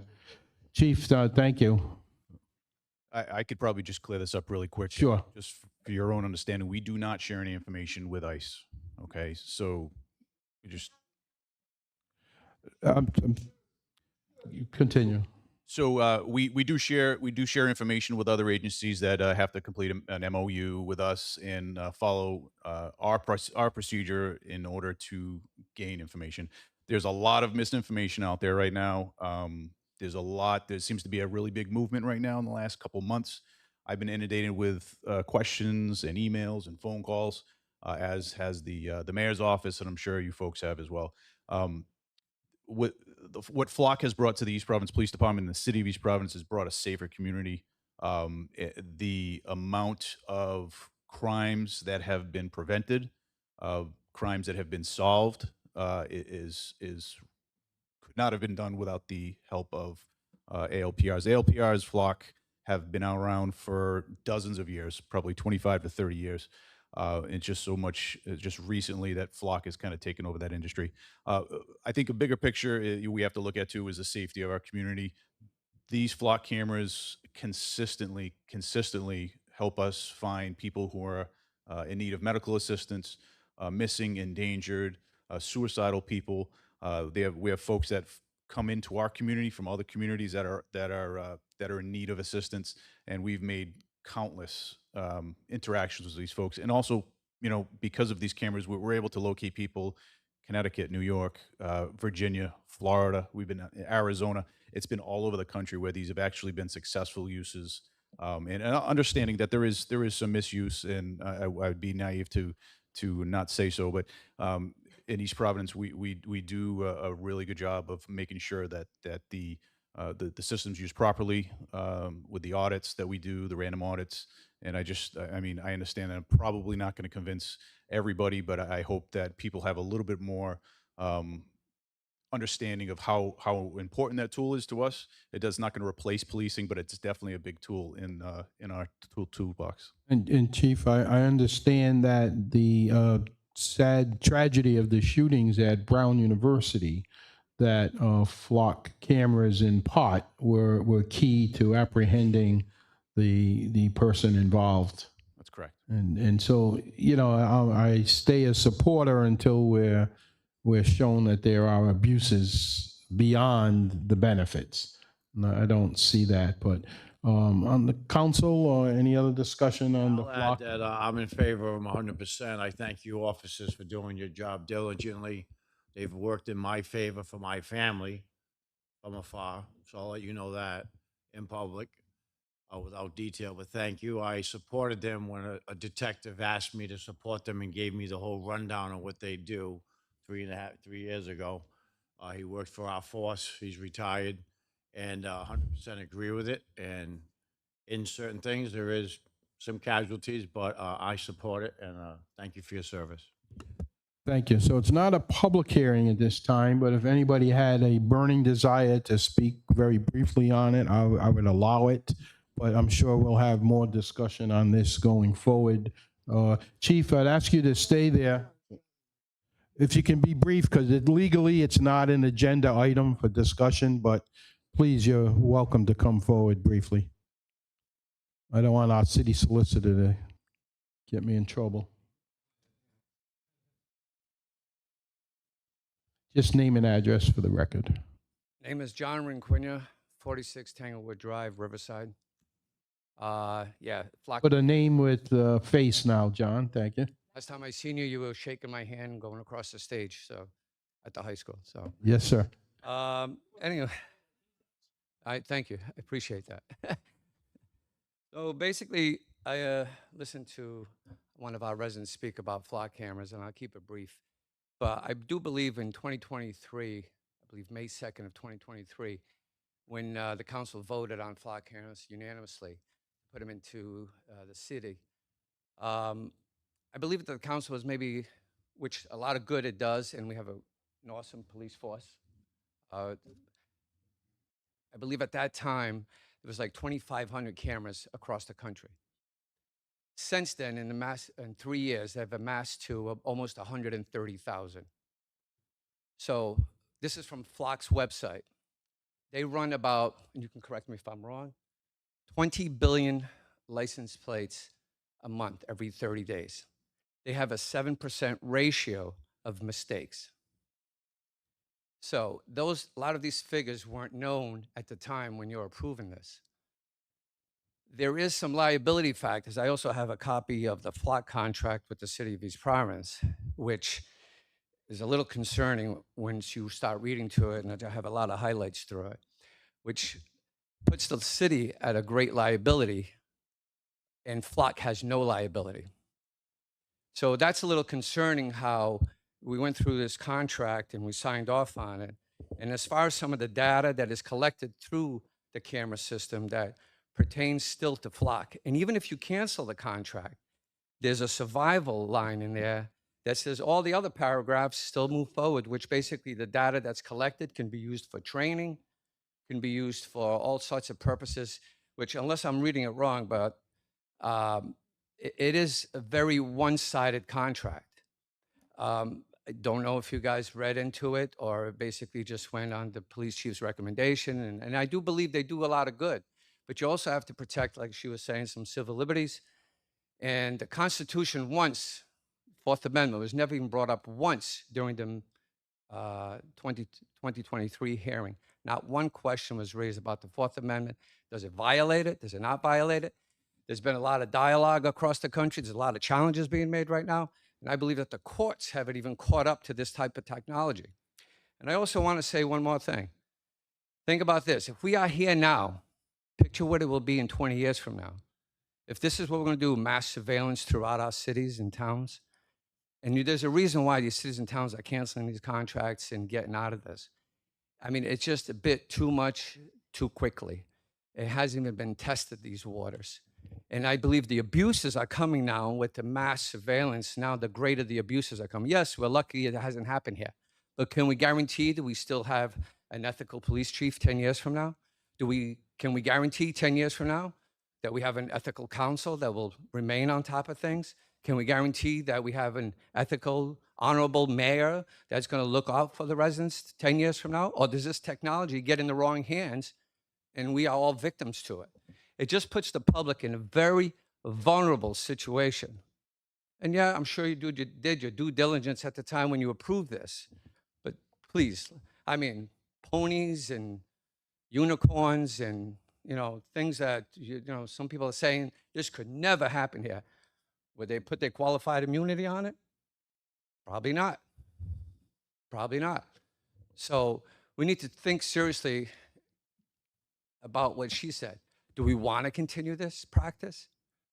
Do we want to keep going with surveillance? Do we do drones? Do we do chips on all these Providence residents? What's next? What's the next level? It's a dangerous slope we are heading into. Yes, it solves crime. But here's the other fact, which I haven't heard. It's been solving all these crimes. Our crime rate, I looked it up, before 2019 to 2023, I believe, you can correct me if I'm wrong, was 7 to 7.5 per thousand. If you look from 2023 to 2026, crime rate is still 7.5 per thousand in East Providence. They don't prevent crime. They help the cops arrest the people that commit the crime. Wait a minute. So when you're helping the cops prevent the crime, aren't you helping prevent the crime? Aren't you preventing more crimes? If there is a crime committed in the city, you don't want to give law enforcement every tool they need? Absolutely. I have all the faith in East Providence Police Force. I have nothing against. So give me an example of how these cameras are being misused. I'll give you an example. The chief, Like if somebody takes a picture of your license plate going through first of all, it's an intersection. just not a license plate. If you look at the flock contract, it takes a picture of your vehicle, the rear of your vehicle, Correct. your license plate. If you have a bumper sticker with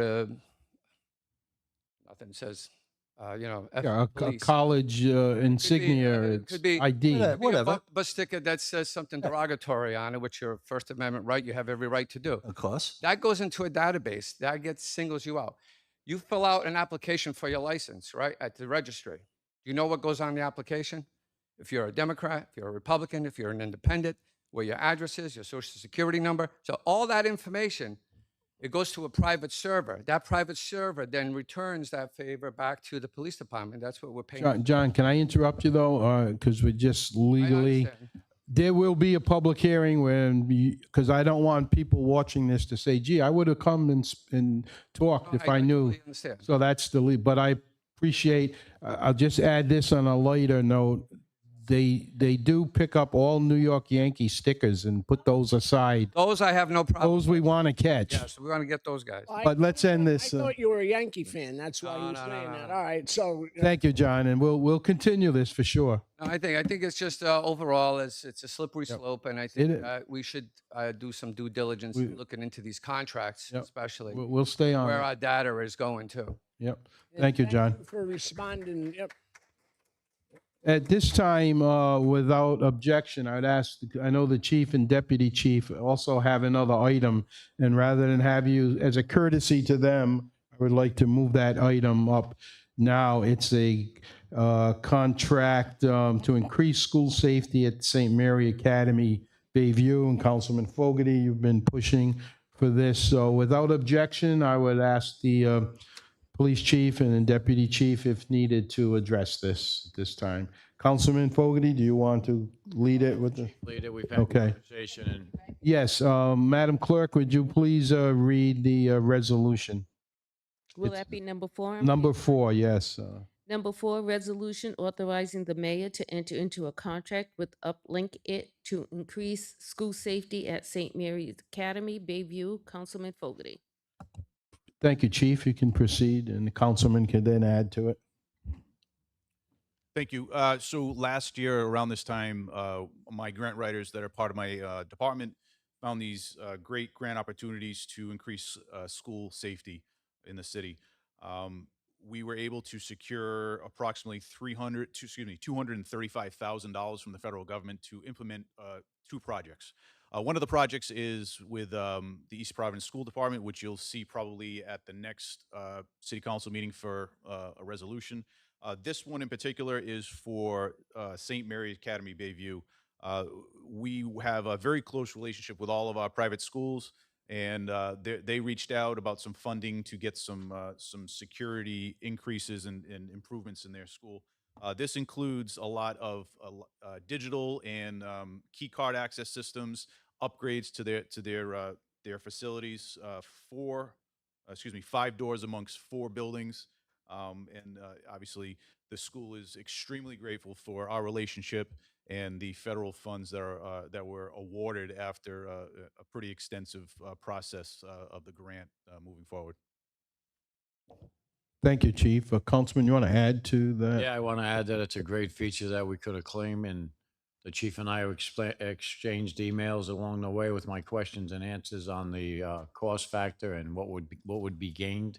The gain is the security of those students attending and the residents around. In my opinion, it's a no-brainer for that whole area, and I appreciate the efforts of the police department. It's a win-win, and as the chief has said, we do have a good relationship. We appreciate the partnership we have with Bayview, also Country Day, Gordon, other schools in the community, St. Margaret. Yeah. We have a great partnership with all of them serving our families, not only in East Providence, but statewide. And this is grant funding. We're not tapping into budget issues. So, Excuse me. yes, I want to please. thank Andre for including me with the emails with the chief on that and the follow-up questions, and very professional. And thanks again, Chief. I really Councilman, do you want to make a motion on this? like to make a motion to approve. Second. Seconded by Councilman Lawson. All in favor? Aye. Aye. Any opposed? The ayes have it. Thank you, Chief and Deputy Chief. Appreciate it. Council President? Yes. We have members of the Carousel Commission waiting patiently, and we have 3 items. Could I respectfully request we move them up? Without objection, yes. One is the appointment. If All right, let's city have clerk- the city clerk read those Yep. appointments, and let's do that. Appointment of Christopher Michael Bissett to the City Council Crescent Park Carousel Commission. Seat term ends 1/5/2027. Councilman Lawson. I make a motion to approve. Second. Motion made by Councilman Lawson, seconded by Councilwoman Souza. All in favor? Aye. Any opposed? The ayes have it. Next. And then the other 2 is, I believe, there, I'm just saying front. We got 2 ordinances. Yeah, I'm just looking for. Yeah, if we could move up, Were there other appointments, people? You said there were 3. No. 3 Crescent Park related issues. Oh, okay. yeah, so this would be under ordinance number 3 and number 4. Page 7. Number 3, And- an ordinance of the Council of the City of East Providence appropriating $150,000 from unallocated capital funds for the support of the Crescent Park Loop Carousel and facilities, introduced by Council President Rodrick. Yes, and I think with Councilman Lawson's help, this is part of the moving this project along. Yeah. Yeah, I So- mean, if you go by, you already see the construction going on. So Right. This is just doing the legalese part of it. Yes, legal. Without discussion, the motion by Councilman Lawson, is there a second? This isn't public. Yeah. This is a public. Yeah, I just want to get a motion in a Oh, second. yeah, absolutely. Motion. And second, Council Vice President Regal. So if there isn't any other council comment at the moment, I'll open it up for public comment. Anyone here that wants to speak? Yes, Nancy, come forward.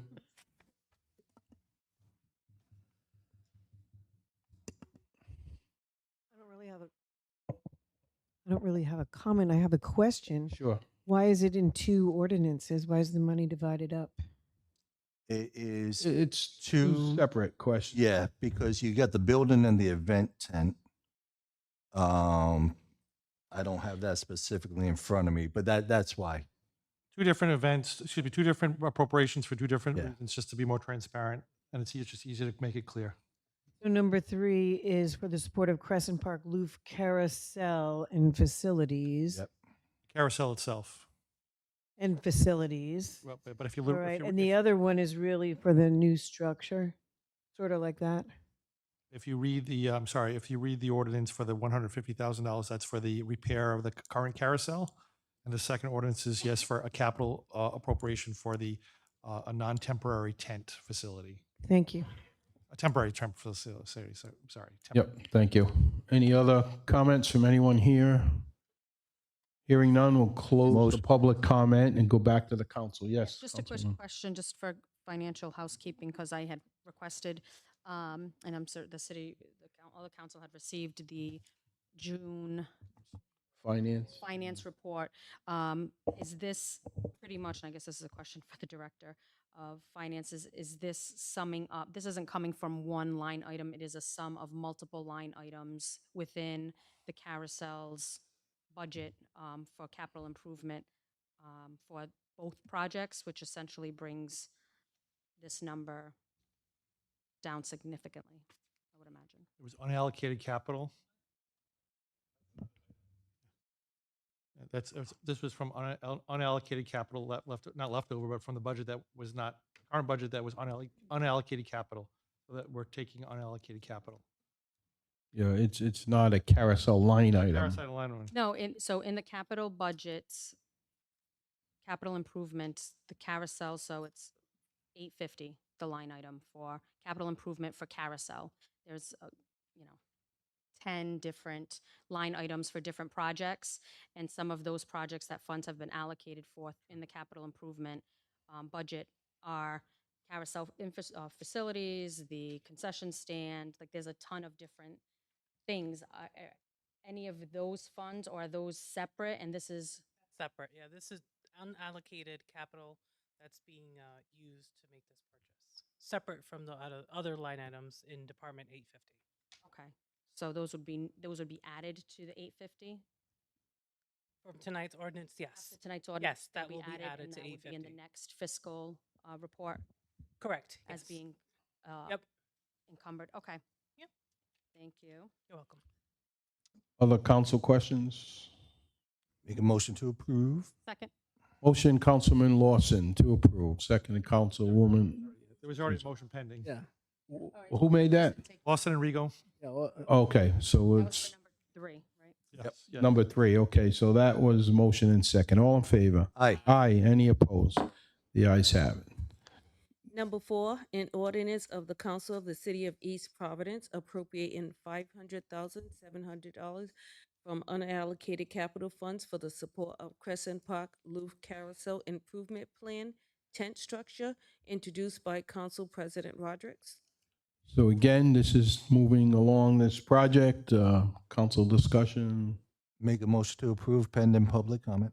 second. Motion, Councilman Lawson, to approve. Seconded, Council Vice President Rigo. I'll open it up for public comment. Again, this is something that the community has been saying, when are we going to get going? So we're trying to, once vendors and people are ready, we want to get this thing going. Hearing none, I'll ask one more time. Anybody wants to add to this? Tracy, you're okay with all this? You're ready to move? That's our Crescent Park manager. Okay, we'll close the public hearing. All in favor? Aye. Aye. Any opposed? The ayes have it. Thank you for letting us move things around. Madam Clerk, if you can make sense of that now and go back to where we are. Thank you, Steve. Thank you, Carousel Commission. I believe we're on 10 council members because we did the appointment already. Council members, number 1, review of ARPA funds outstanding. Councilwoman Souza. Yes, Councilwoman. Thank you. So having received the files, I'm trying to make sense of what the monies that we have left in this opera fund that are unallocated, which are still open and have not encumbered all of the funds that were assigned or awarded to each specific project. And so I haven't been given that answer. So I'd like to know that. And I know where the last fiscal report that we received was from June, so I understand that now we are finishing or probably wrapping up July, so those numbers are probably changing on a day-to-day basis as things come in and get put out. But I'm trying, going into this new budget, to wrap my head around the money that the city has allocated, the money the city has spent, and the money that the city is still needing or looking to get. Is there a report available on that? Yes, Sanjay. Good evening, members of the City Council, Councilwoman Souza. I'm going to address item 1 and 2. You kind of both Please. of those. For the record, it's review of the ARPA funds. There was a misprint It said APRA. So this is point of clarification, ARPA funds. And due to the meeting change from August 4th to August 11th, our presenter that was going to come and present was not available tonight, but we would like to do a detailed presentation. If you want to move this item to the September 1st meeting, I'd be happy to we'll be do happy that. to do that. So I'll defer this to the September 1st. Thank you, Councilwoman. And I will say, I've been asked, we allocated 500K for adaptive equipment, and I haven't seen it going anywhere. So if they can include where that money is, and if we're getting these glider swings for the kids. We'll clarify that in Yep, September. thank 1st. you. And then for item 2, review of capital improvements. So the number I have here, that as of the advertisement of the ordinances, the unencumbered and unallocated balance remaining in the capital budget equals $2,716,720. And just for point of correction, including today's, not including today's, okay. So can you, So I think that took us down like 2. What's or that number 1. again, please? It's right on the ordinance that you guys passed. Oh, it's on the first ordinance. line, yeah. Okay. Same number. can you give me the number again? I'm sorry, 2 million? $2,716,720. That was before the allocations that you just made.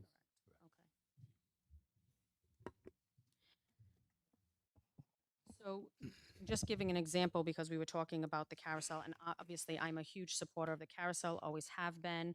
So this is nothing to do with the carousel. It just happens to be on the agenda for allocating unallocated funds. And I have their capital improvement up on my screen to reference. So, and this is why I have these questions and concerns, is even though I don't have a problem, again, investing in our infrastructure, because I think as a city, this is very important practice for us to do. But when I look at the capital improvement carousel budget, I see that there are similar wordings for things that we're allocating additional funds, but the funds have not been used that are in that current line item that are similar. So if, for example, line item 26, oh, the touch screen just messed up my. So one of the line items is regarding carousel facility improvements, all right, very generic. That may be the stabilization, the second part of the stabilization. Nope, like- that's down a few more lines down. Okay. So, and again, it's not, please don't anybody take offense to this. I'm trying to be, this needs That's to be our role. transparent. So we need to know what's going on with the money or what's not going on with the money. And if this is a way for the city to say, let's use unallocated funds and keep like a piggy bank or savings that we can dip into if we need it. Say Tracy calls and is like, hey, the plumbing just went, we need some extra money. This is our little savings account line item that we can do that, then I'm fine. I just need that communication or to know that in the background instead of thinking, hey, this council approved an ordinance for facility improvements, and I'm assuming that there are facility improvements taking place because we've allocated this money a year ago. So in that line item, there's an allocation for carousel facility improvements of $150,000. None of that money has been allocated or used or encumbered this fiscal year to date. As of June 2026. So we have a month that something could have trickled in or is on the back burner. And it kind of goes along that line. The sanding and painting of the floor that looks like that has been completed, but there was some extra left over. So those are my questions. Like when I'm looking through all of these different departments and I'm seeing nothing's being allocated, nothing's been encumbered. Like we've put in money to do things or purchase things. Now the purchasing of vehicles, I know that procurement process takes a little bit too, because they are getting the best bang for their buck. So things take a while to come in, especially with detailing of special equipment that they want on their equipment. So I know that that can take a little bit longer. But for a majority that I'm looking through, there has been some that have not been utilized, not in every department, but in a good majority of them. So I'm just trying to understand where we are, and are these just placeholders in the event that we need something? Thank you, Councilwoman, for the clarifying questions. Yeah, the latest report is whenever I get them, I send them over. So I haven't gotten the July report yet, but as soon as I get that, I will send it over. And I don't have the Excel spreadsheet in front of me, but I'm writing down some of your questions, and Dominic, September 1st, will be able to answer those. So will he be able to do an APRA and a capital improvement? Most likely, yeah. Yeah, Yeah, I mean, it should be just able makes to. sense if he's going to do an update. Yeah, we'll put it all together. Might as well do a capital Yeah. so that we get it all taken care of. Are you all? Yeah, sure, go ahead. My question to you, and I'm not letting the finance director get away easy. She's not in the okay.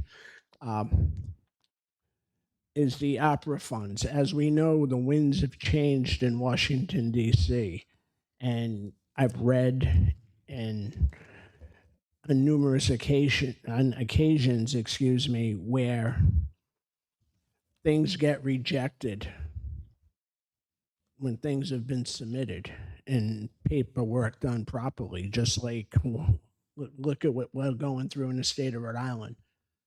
The snow removal for the blizzard has been kicked off. But to get to my point, like opera, one of the biggest things, I'm not worried about all the senior center, Pear Stadium, Glen Line, police station, everything that we have allocated for.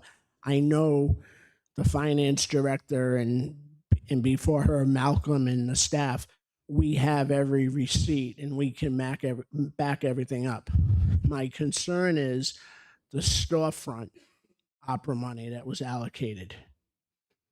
If those individuals, if we don't have the proper information or the proper backup from the private sector that we gave this money to, we could potentially be paying the government a fine because we don't have, and again, no fault of ours, but if we have, and I've read about it in other states where where it didn't match or there's some reason, and Washington now, one word changes something and we're on the hook for that money.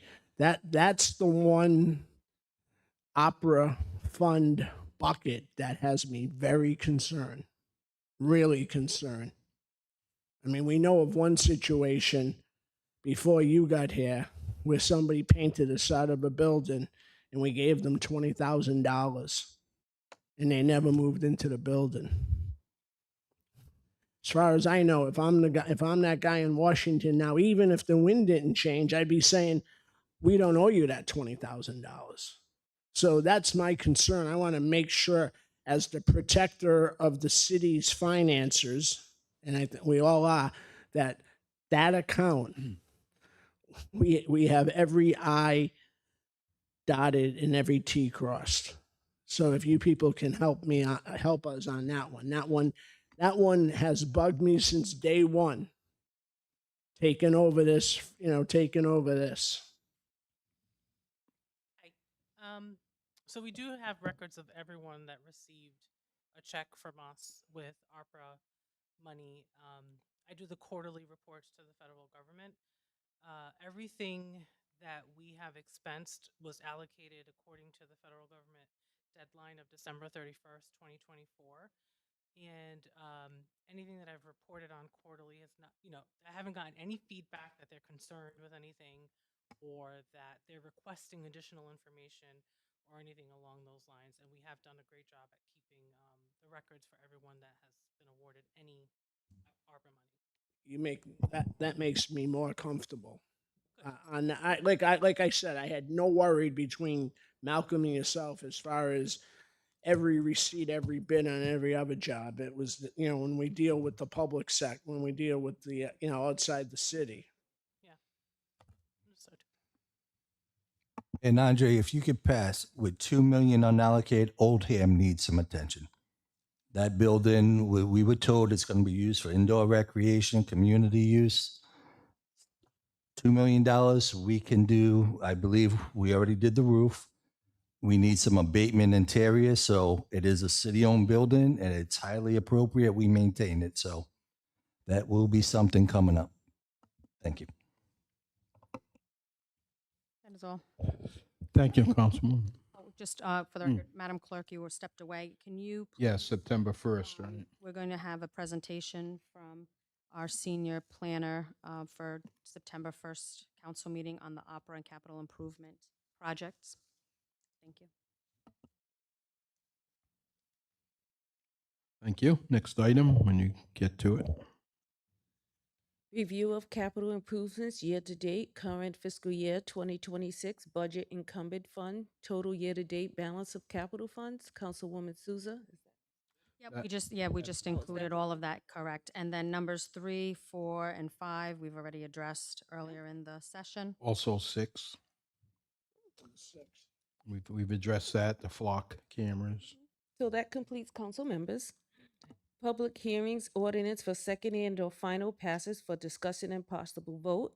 Number 1, an ordinance in amendment of Chapter 19 of the revised ordinances of the City of East Providence, Rhode Island, 1998, as amended, entitled Zoning, introduced by Council President Rogers, amending Section 19-480, uses permitted by striking hotel from the Metacomet District to confirm with use table. So this was that language fix that we've talked about fully.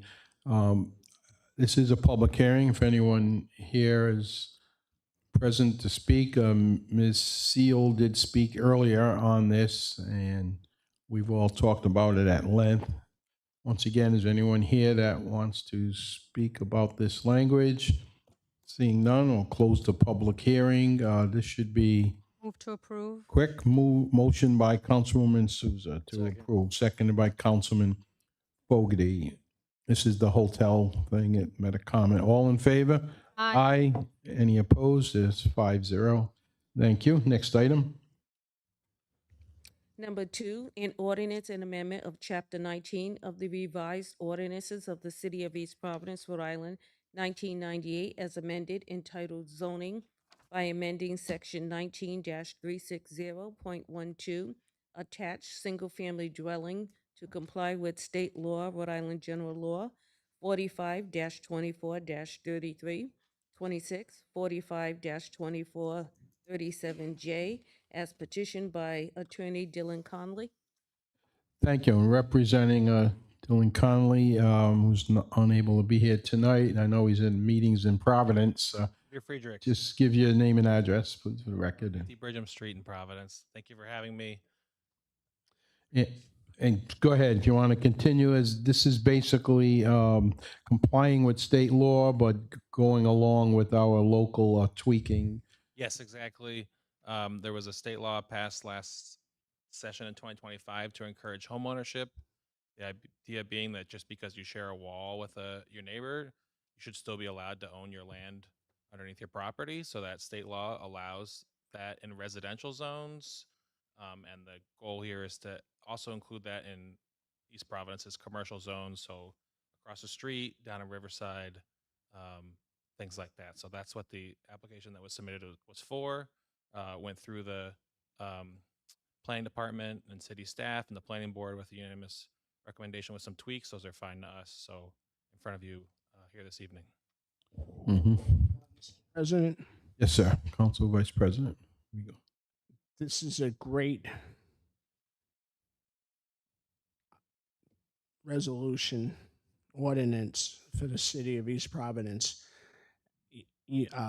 Back in May, you and myself attended the public forum as far as housing in the state. The numerous people were here. The Secretary of Housing was here, and one of the things that can happen, and I've talked about this, and I again thank the council's support of what we did with the ADUs. This is another step where we have a lot of large colonials or even capes where now you want to subdivide them, make them into townhouses,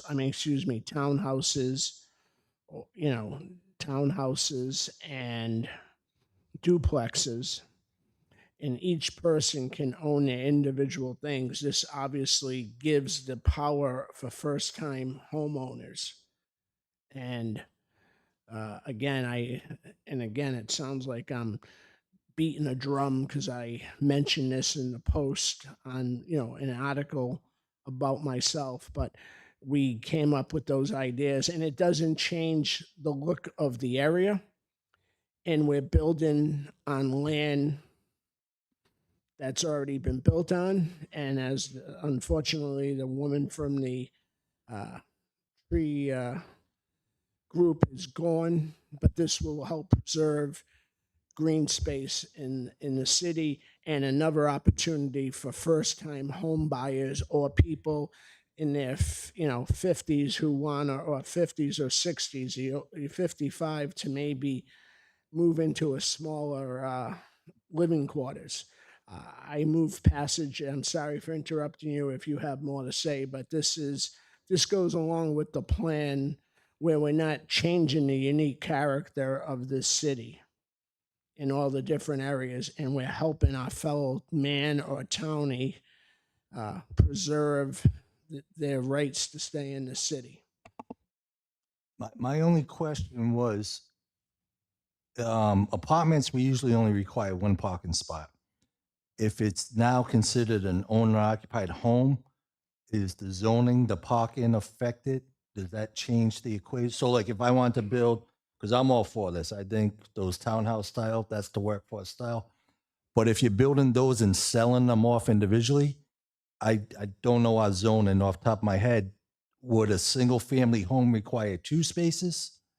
Because that would factor into the equation. Is that In the overlay zone where, first of all, this applies to residential zones, this would be that residential zones that only allow multifamily houses. So that's the R4 and the R6 zone, which allows multifamily home by special use permit, and the R5 zone, which is also a special use permit. And also in the overlay zones. The overlay zones require are different, 1 spot per unit. So that would apply. for rentals, correct? No, whatever, just Oh, whatever, doesn't matter. whatever Okay. the unit is, whatever it is. Okay. Have one unit and you got 1 spot. So in an overlay zone, Okay. that would apply. It's a fair question, Peter, that I don't know. It's a good question. I don't know that we have the answer. What often happens is the lot that gets created doesn't really fit zoning. So You get a either you're going variance. variance, which is not ideal, or as a condition of the subdivision approval, you have the group of lots Gotcha. exist as the zoning. So the lots in aggregate would meet the requirement. So it still might be multifamily in the zoning code, but Yeah. it allows each person to own the land. And I'm supportive, but I represent people that, they fear the buildup. And then if we're reducing parking requirements, now they got people parking on the streets and I get calls, I can't back out of my driveway. So I just wanted to bring that to the table that, That's something we can certainly look into. It's a good, Yeah. it's a fair question. Yeah. I will say that the setback requirements of the underlying zone, except for that middle unit, will still have to be met. So there's dimensional stuff that has to still be met. But you're basically allowing a lot. I was showing Councilwoman Souza this earlier. and I will say home ownership is how you gain wealth in America. So if- I'm all for If this. this was a single family lot, or excuse me, if this was a lot where you could put multifamily homes instead of putting, so basically what you do is you divide the lot, you put 3 units there, and each person owns this lot and that house as their own. So like Ivy Place is an example of the townhouse row style housing across the street. Somewhat, that's mixed use, but yes. Right, but you could, Same with this ordinance, they same could be concept. sold as individual. Right. I think some of those are condos, so I'm not sure. Right. I think they're all condos, I think. At least Do they have townhouses on G? on the other Ivy Street, yeah. Yeah. Yeah, the Taunton Ave frontage is different, but the Ivy Street is like the row. Yeah, it's a mixed use, but same concept. Yep. So in that area, the person would need to have the storefront and the residential above. It's different. This is residential only. This is resident. I thought the planning had suggest their recommendation In commercial zones, that's a mixed use. Okay. So this would allow it in commercial zones, these type of row houses. Right. What you're talking about is mixed use, and that's not allowed. This would not be allowed. Mixed use would not be allowed to take advantage of this. And the state Oh, laws, excuse me, where the old Wampanoag Diner was? Councilman, you know I'm not from East Providence, but go ahead, tell me where that is. That's on Wampanoag. you know where Pizza Amore is? Somewhat, go Where ahead. Los Andes is going in? Cumberland Farms. So the Wampanoag Diner was on that corner. I don't up know from the if- fire station. I don't know if That's that's zone commercial. C1 or C2. It's only in the C1 and C2 zones that we allow multifamily. It's not every commercial zone. Only in Okay. C1 and C2. C1, C2. So I think that's C1. So It is. just to be clear, in those commercial zones which allow residential housing, which under our code is C1 and C2, by special use permit, this would apply, which is an expansion of the state law. State law mandated only in residential. The applicant and the planning department is recommending that we expand it to C1 and C2. And we have some commercial that don't allow housing? Yes, we do. Okay. Is there a specific reason why? Probably for economic development purposes. You don't Okay. want to put a house in get an industrial zone kind of thing. Like, Yeah, I get industrial, yeah, but, but yeah, Maybe probably parking a house issues. which. but I'm thinking about like these strip malls that, can we build above them? You know? I to don't, add- yeah. So, okay. Of the two zones that I know for sure, C1 and C2 allow multifamily. And I'm assuming they're probably mixed in residential neighborhoods. So that was a motion by Council Vice President Rego, seconded by Councilman Lawson. Further discussion? Sorry, go ahead. No. So just want to make sure what we're passing is the ordinance that we did not adopt everything that they indicated. We're adopting the clean version of this ordinance here that was also posted. We just wanted to show you the strikeouts that the planning department. And this is above what state law requires. To the extent that we're expanding this into a C1 and C2 zone, yes, but we're allowed to do that if we want. But the concept and idea is It's the same principle, yeah. So advertise as a public hearing. If anyone else wants to speak on this, for or against. Just again, great thing, we're adding opportunities, as Rick said, for first-time homeowners or people who want to downsize. You gain wealth through real estate still in this country, and this is a great opportunity, helping you build equity. young towny families stay in the city and, Yep, it's a public hearing part right now, but, this council. okay. There's no other discussion. We'll close the public hearing. Public at this point. Yeah, you're public. And by the way, again, this is mandated by state law, at least in the residential zone. Right. We're tweaking, but something is already mandated. Yeah. All in favor? Aye. Any opposed? The ayes have it. Thank you. Thank you for waiting tonight. Appreciate it. New business, Mayor Communication, Director of Policy and Constituent Services, Andre Herrera. Let's see.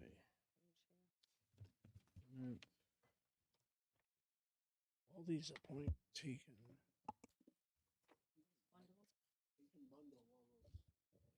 Papers got mixed up here. Where are we? Yeah. Page 7. Good evening. Okay. Yeah. Good evening, Yes, Council we've, President. these are kind of perfunctory, bicycle pedestrian advisory. We have a need to just bundle these. Motion to bundle. Or accept them into the record. Yeah, except, yeah. Right, because these are not requiring council confirmation.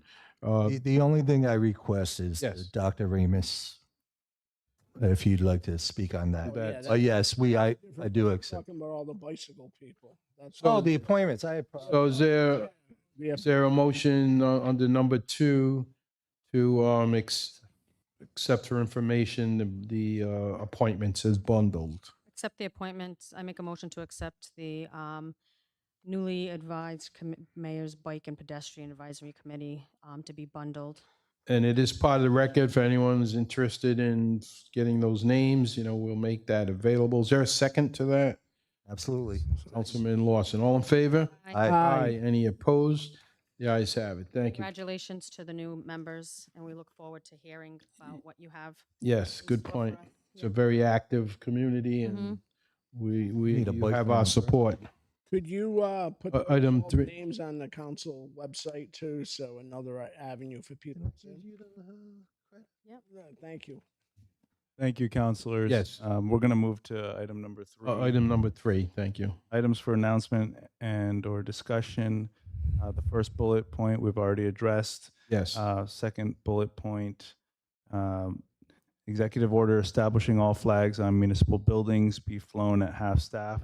In recognition of the passing of Dr. Isidore Izzy Ramos, a lifelong East Providence educator, community leader, and the first American mayor of Cape Verdean descent, whose compassion and decades of service deeply enriched our city. Rest in peace. So along with that, I'll just interject one comment. We could make, all of us here could make hundreds of comments, but I'll I'll just say this one thing. You know, Dr. Ramos, he was called Doc, Doctor, Pops, Poppy, Mister by students like myself who had him because he didn't have his doctorate at the time when he was my gym teacher. But he was the first black teacher hired at East Providence High School, which was quite substantial. And it's safe to say that it was some difficult days. The late 60s, early 70s, American high schools were in some kind of turmoil, and East Providence was no different. We were pretty good, but we had a few skirmishes. And it was the Mr. Ramos at the time who was in the gym when the school was dismissed because of basically a fight happened. We were big then. We had 2,400 students last year of single sessions. And Just at the high school. just at the high school. Yes.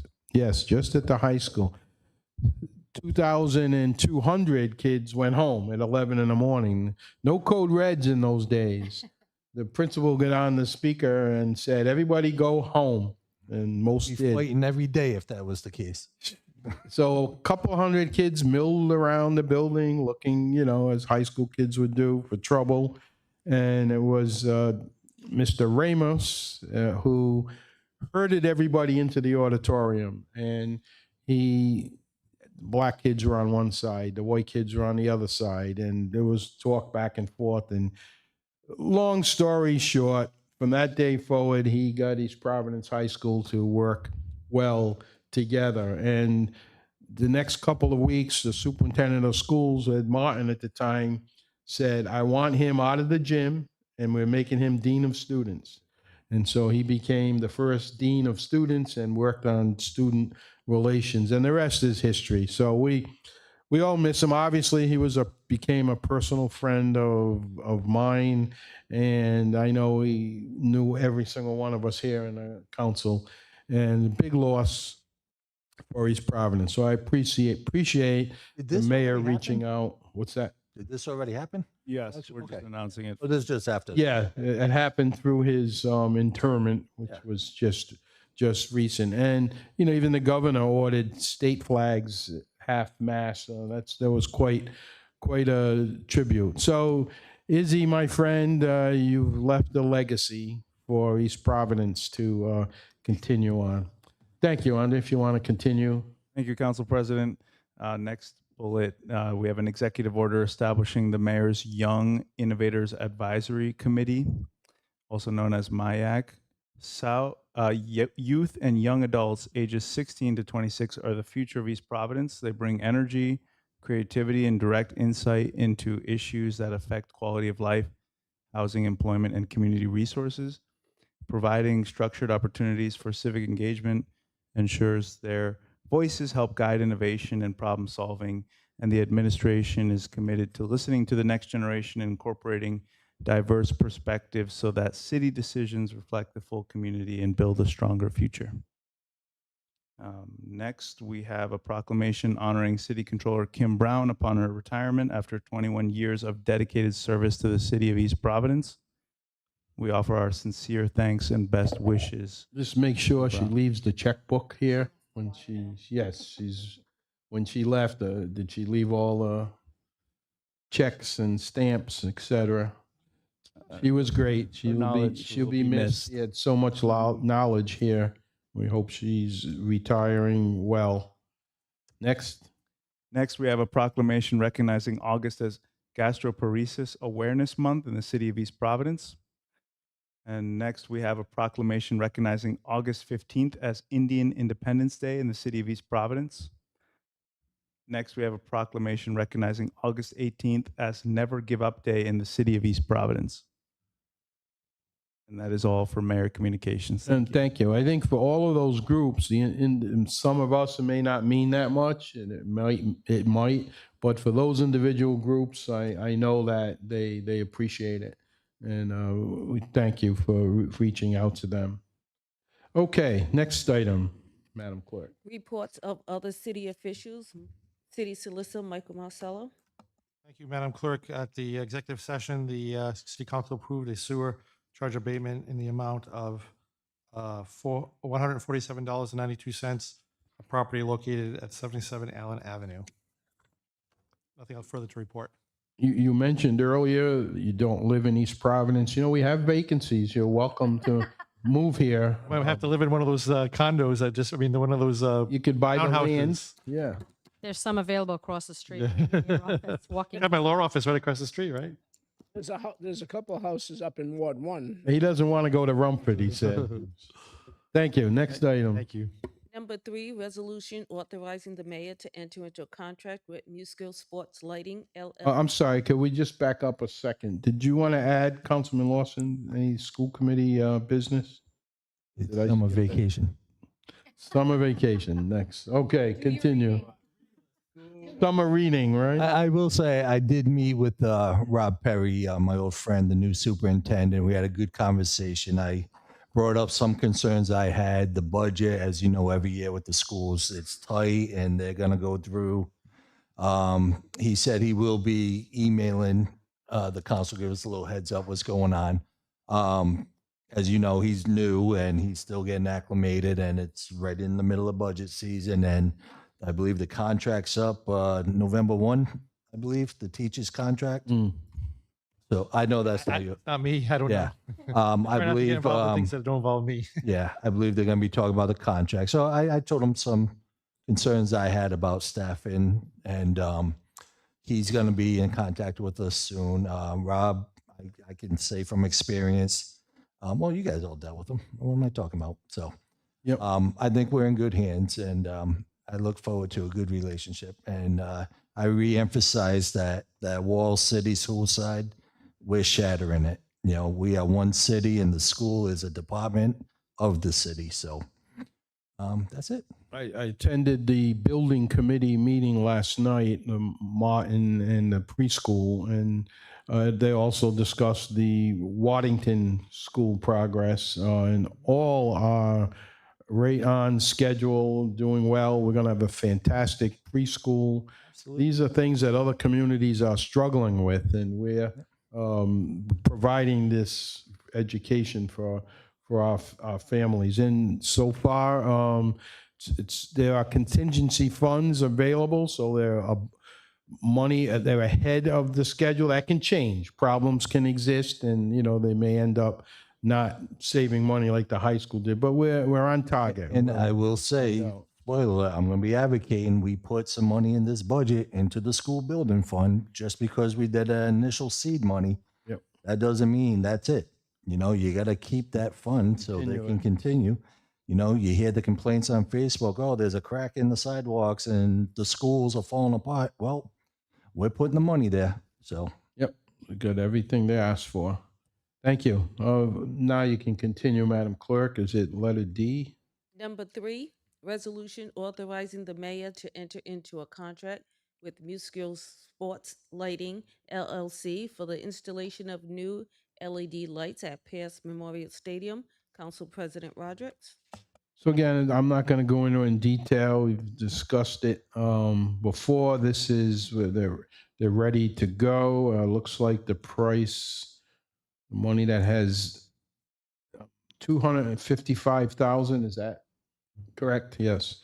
And I think you approved lighting for Pierce Field. yes, This is now for the soccer. this is not so. This is the stadium Correct. improvement lights So it's two different contracts. for the trackers. Track- Exactly. So is there discussion on this? and we're on track to redo the field itself, correct? We passed that. Yes. That fund's been allocated and Mm-hmm. okay.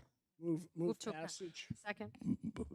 Motion made by both Councilwoman Souza and Council VP Rego, seconded by Councilman Fogarty. All in favor? Aye. Any opposed? The ayes have it.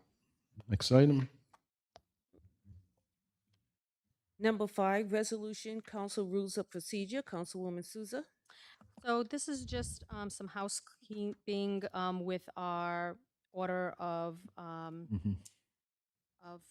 Docket. docket items. Thank you. So previously, the salute of the flag came a couple of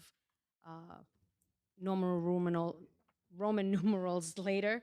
So this is just moving it to the top. We've always done it at the beginning anyway, so it's a minor technicality, just to make it consistent with what's posted. Yep, on the- makes it reality with what we've been doing. Is that a motion? Yes, sir. Second. Second, Councilman Lawson, all in favor? Aye. Aye. Any opposed? And you can maybe work with the city clerk to get, do you need anything more from us? You know what's, Oh, it should come right after Right. right after the roll call. Just adjusting the template. yeah, Yeah, the template is, we're well set. Yeah. Yeah, because right after the roll call, because Yeah. if there isn't a majority, there's no meeting. no So meeting. there's- All right, thank you. You Next always item. need to pledge allegiance. Number 6, resolution authorizing the mayor to enter into a third amendment to the water tower lease at 0 Wamna Avenue with T-Mobile. Councilman Fogarty. Yes, they already leased it. It's just, they want to do a pad to support their system, and I move passage. Hopefully I have your support. Second. Motion, Councilman Fogarty, seconded by Councilwoman Souza. I can explain this if you want. Yes, I know there was some please. issues. So this is the third amendment of the lease. Under the current lease, they are allowed up to lease up to 225 square feet. They're only using 160 square feet, I believe. And this amendment is to allow them to put a generator pad, which I guess is under new federal regulations, they have to have a generator on the site. That it's workable to keep the power on for the antenna. I do apologize. I know that some council people said they didn't get the map. But it is really, again, it's all within the current lease. They currently pay us $7,745.28 a month for this lease. And it's just, I can pass this along, but it really is just little, it's really 40 square feet. So, again, I know Councilman Lawson said he didn't get it. I'm good. I'm good. I Thank you. was able to catch up. Yeah, it's just a technical thing, but we require them when they expand on the footprint that they come back before us. That's all. No, my thing is, if I'm going to vote on something, Yeah, I agree. I just want to check. I want them appreciate up it. quick. Yep, we're good. Thank you. Good. you. Where was the second on that? I'll second if there isn't one. All in favor? Aye. Any opposed? The ayes have it. Thank you all. E, introduction of ordinances for discussion and possible vote.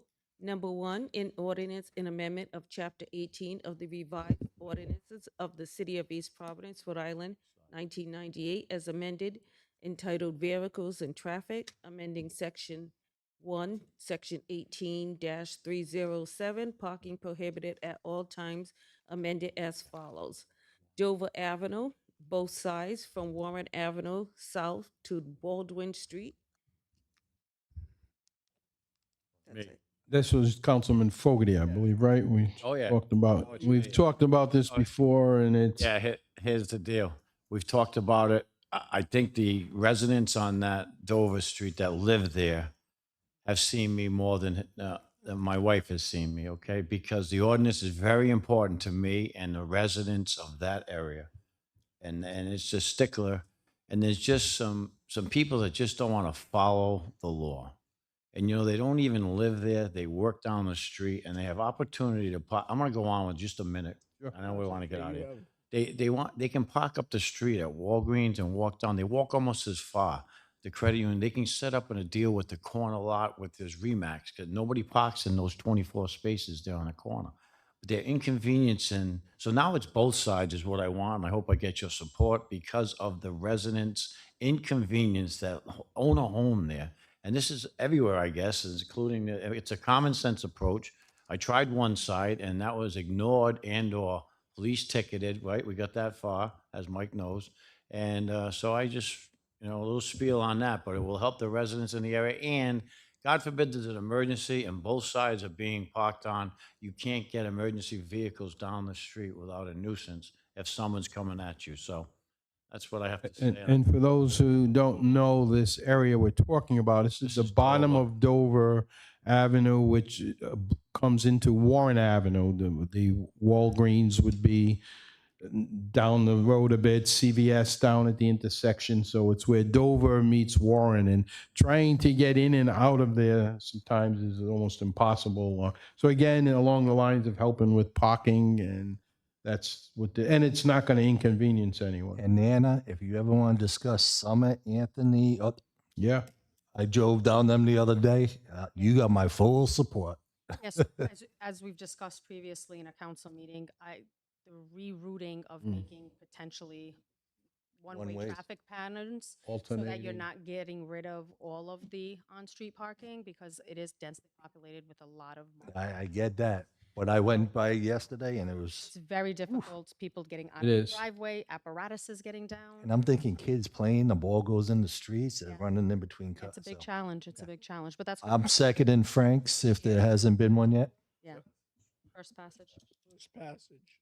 Councilman Fogarty made the motion, seconded Councilman Lawson. First passage, all in favor? Aye. Any opposed? The ayes have it.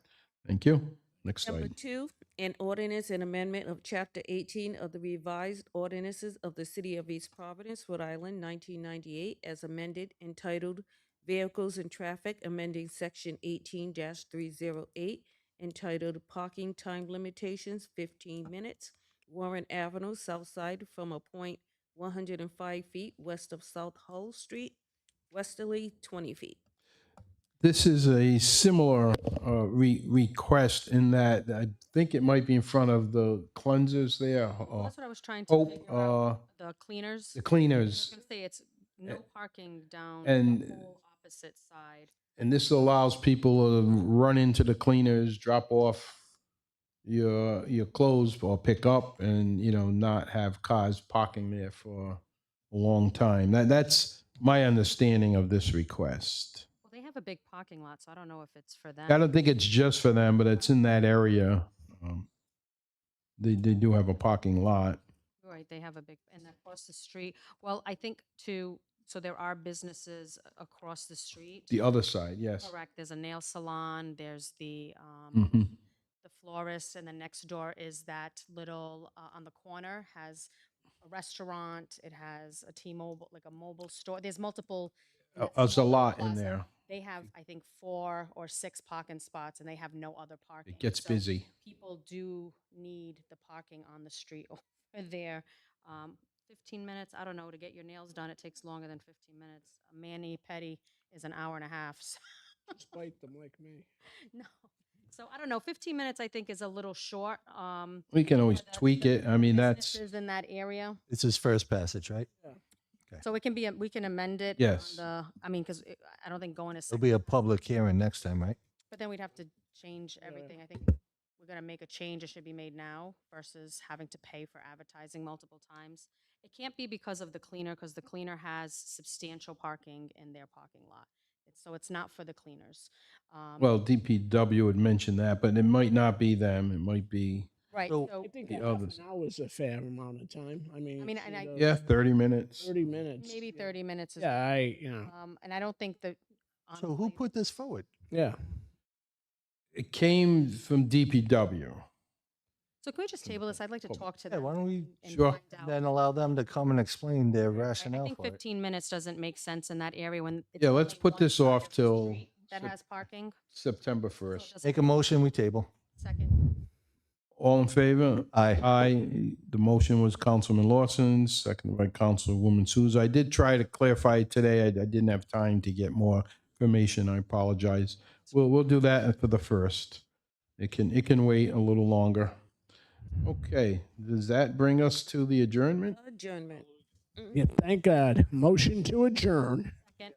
Oh, sorry. Motion, all in favor? Aye. Meeting is adjourned. Thank you all.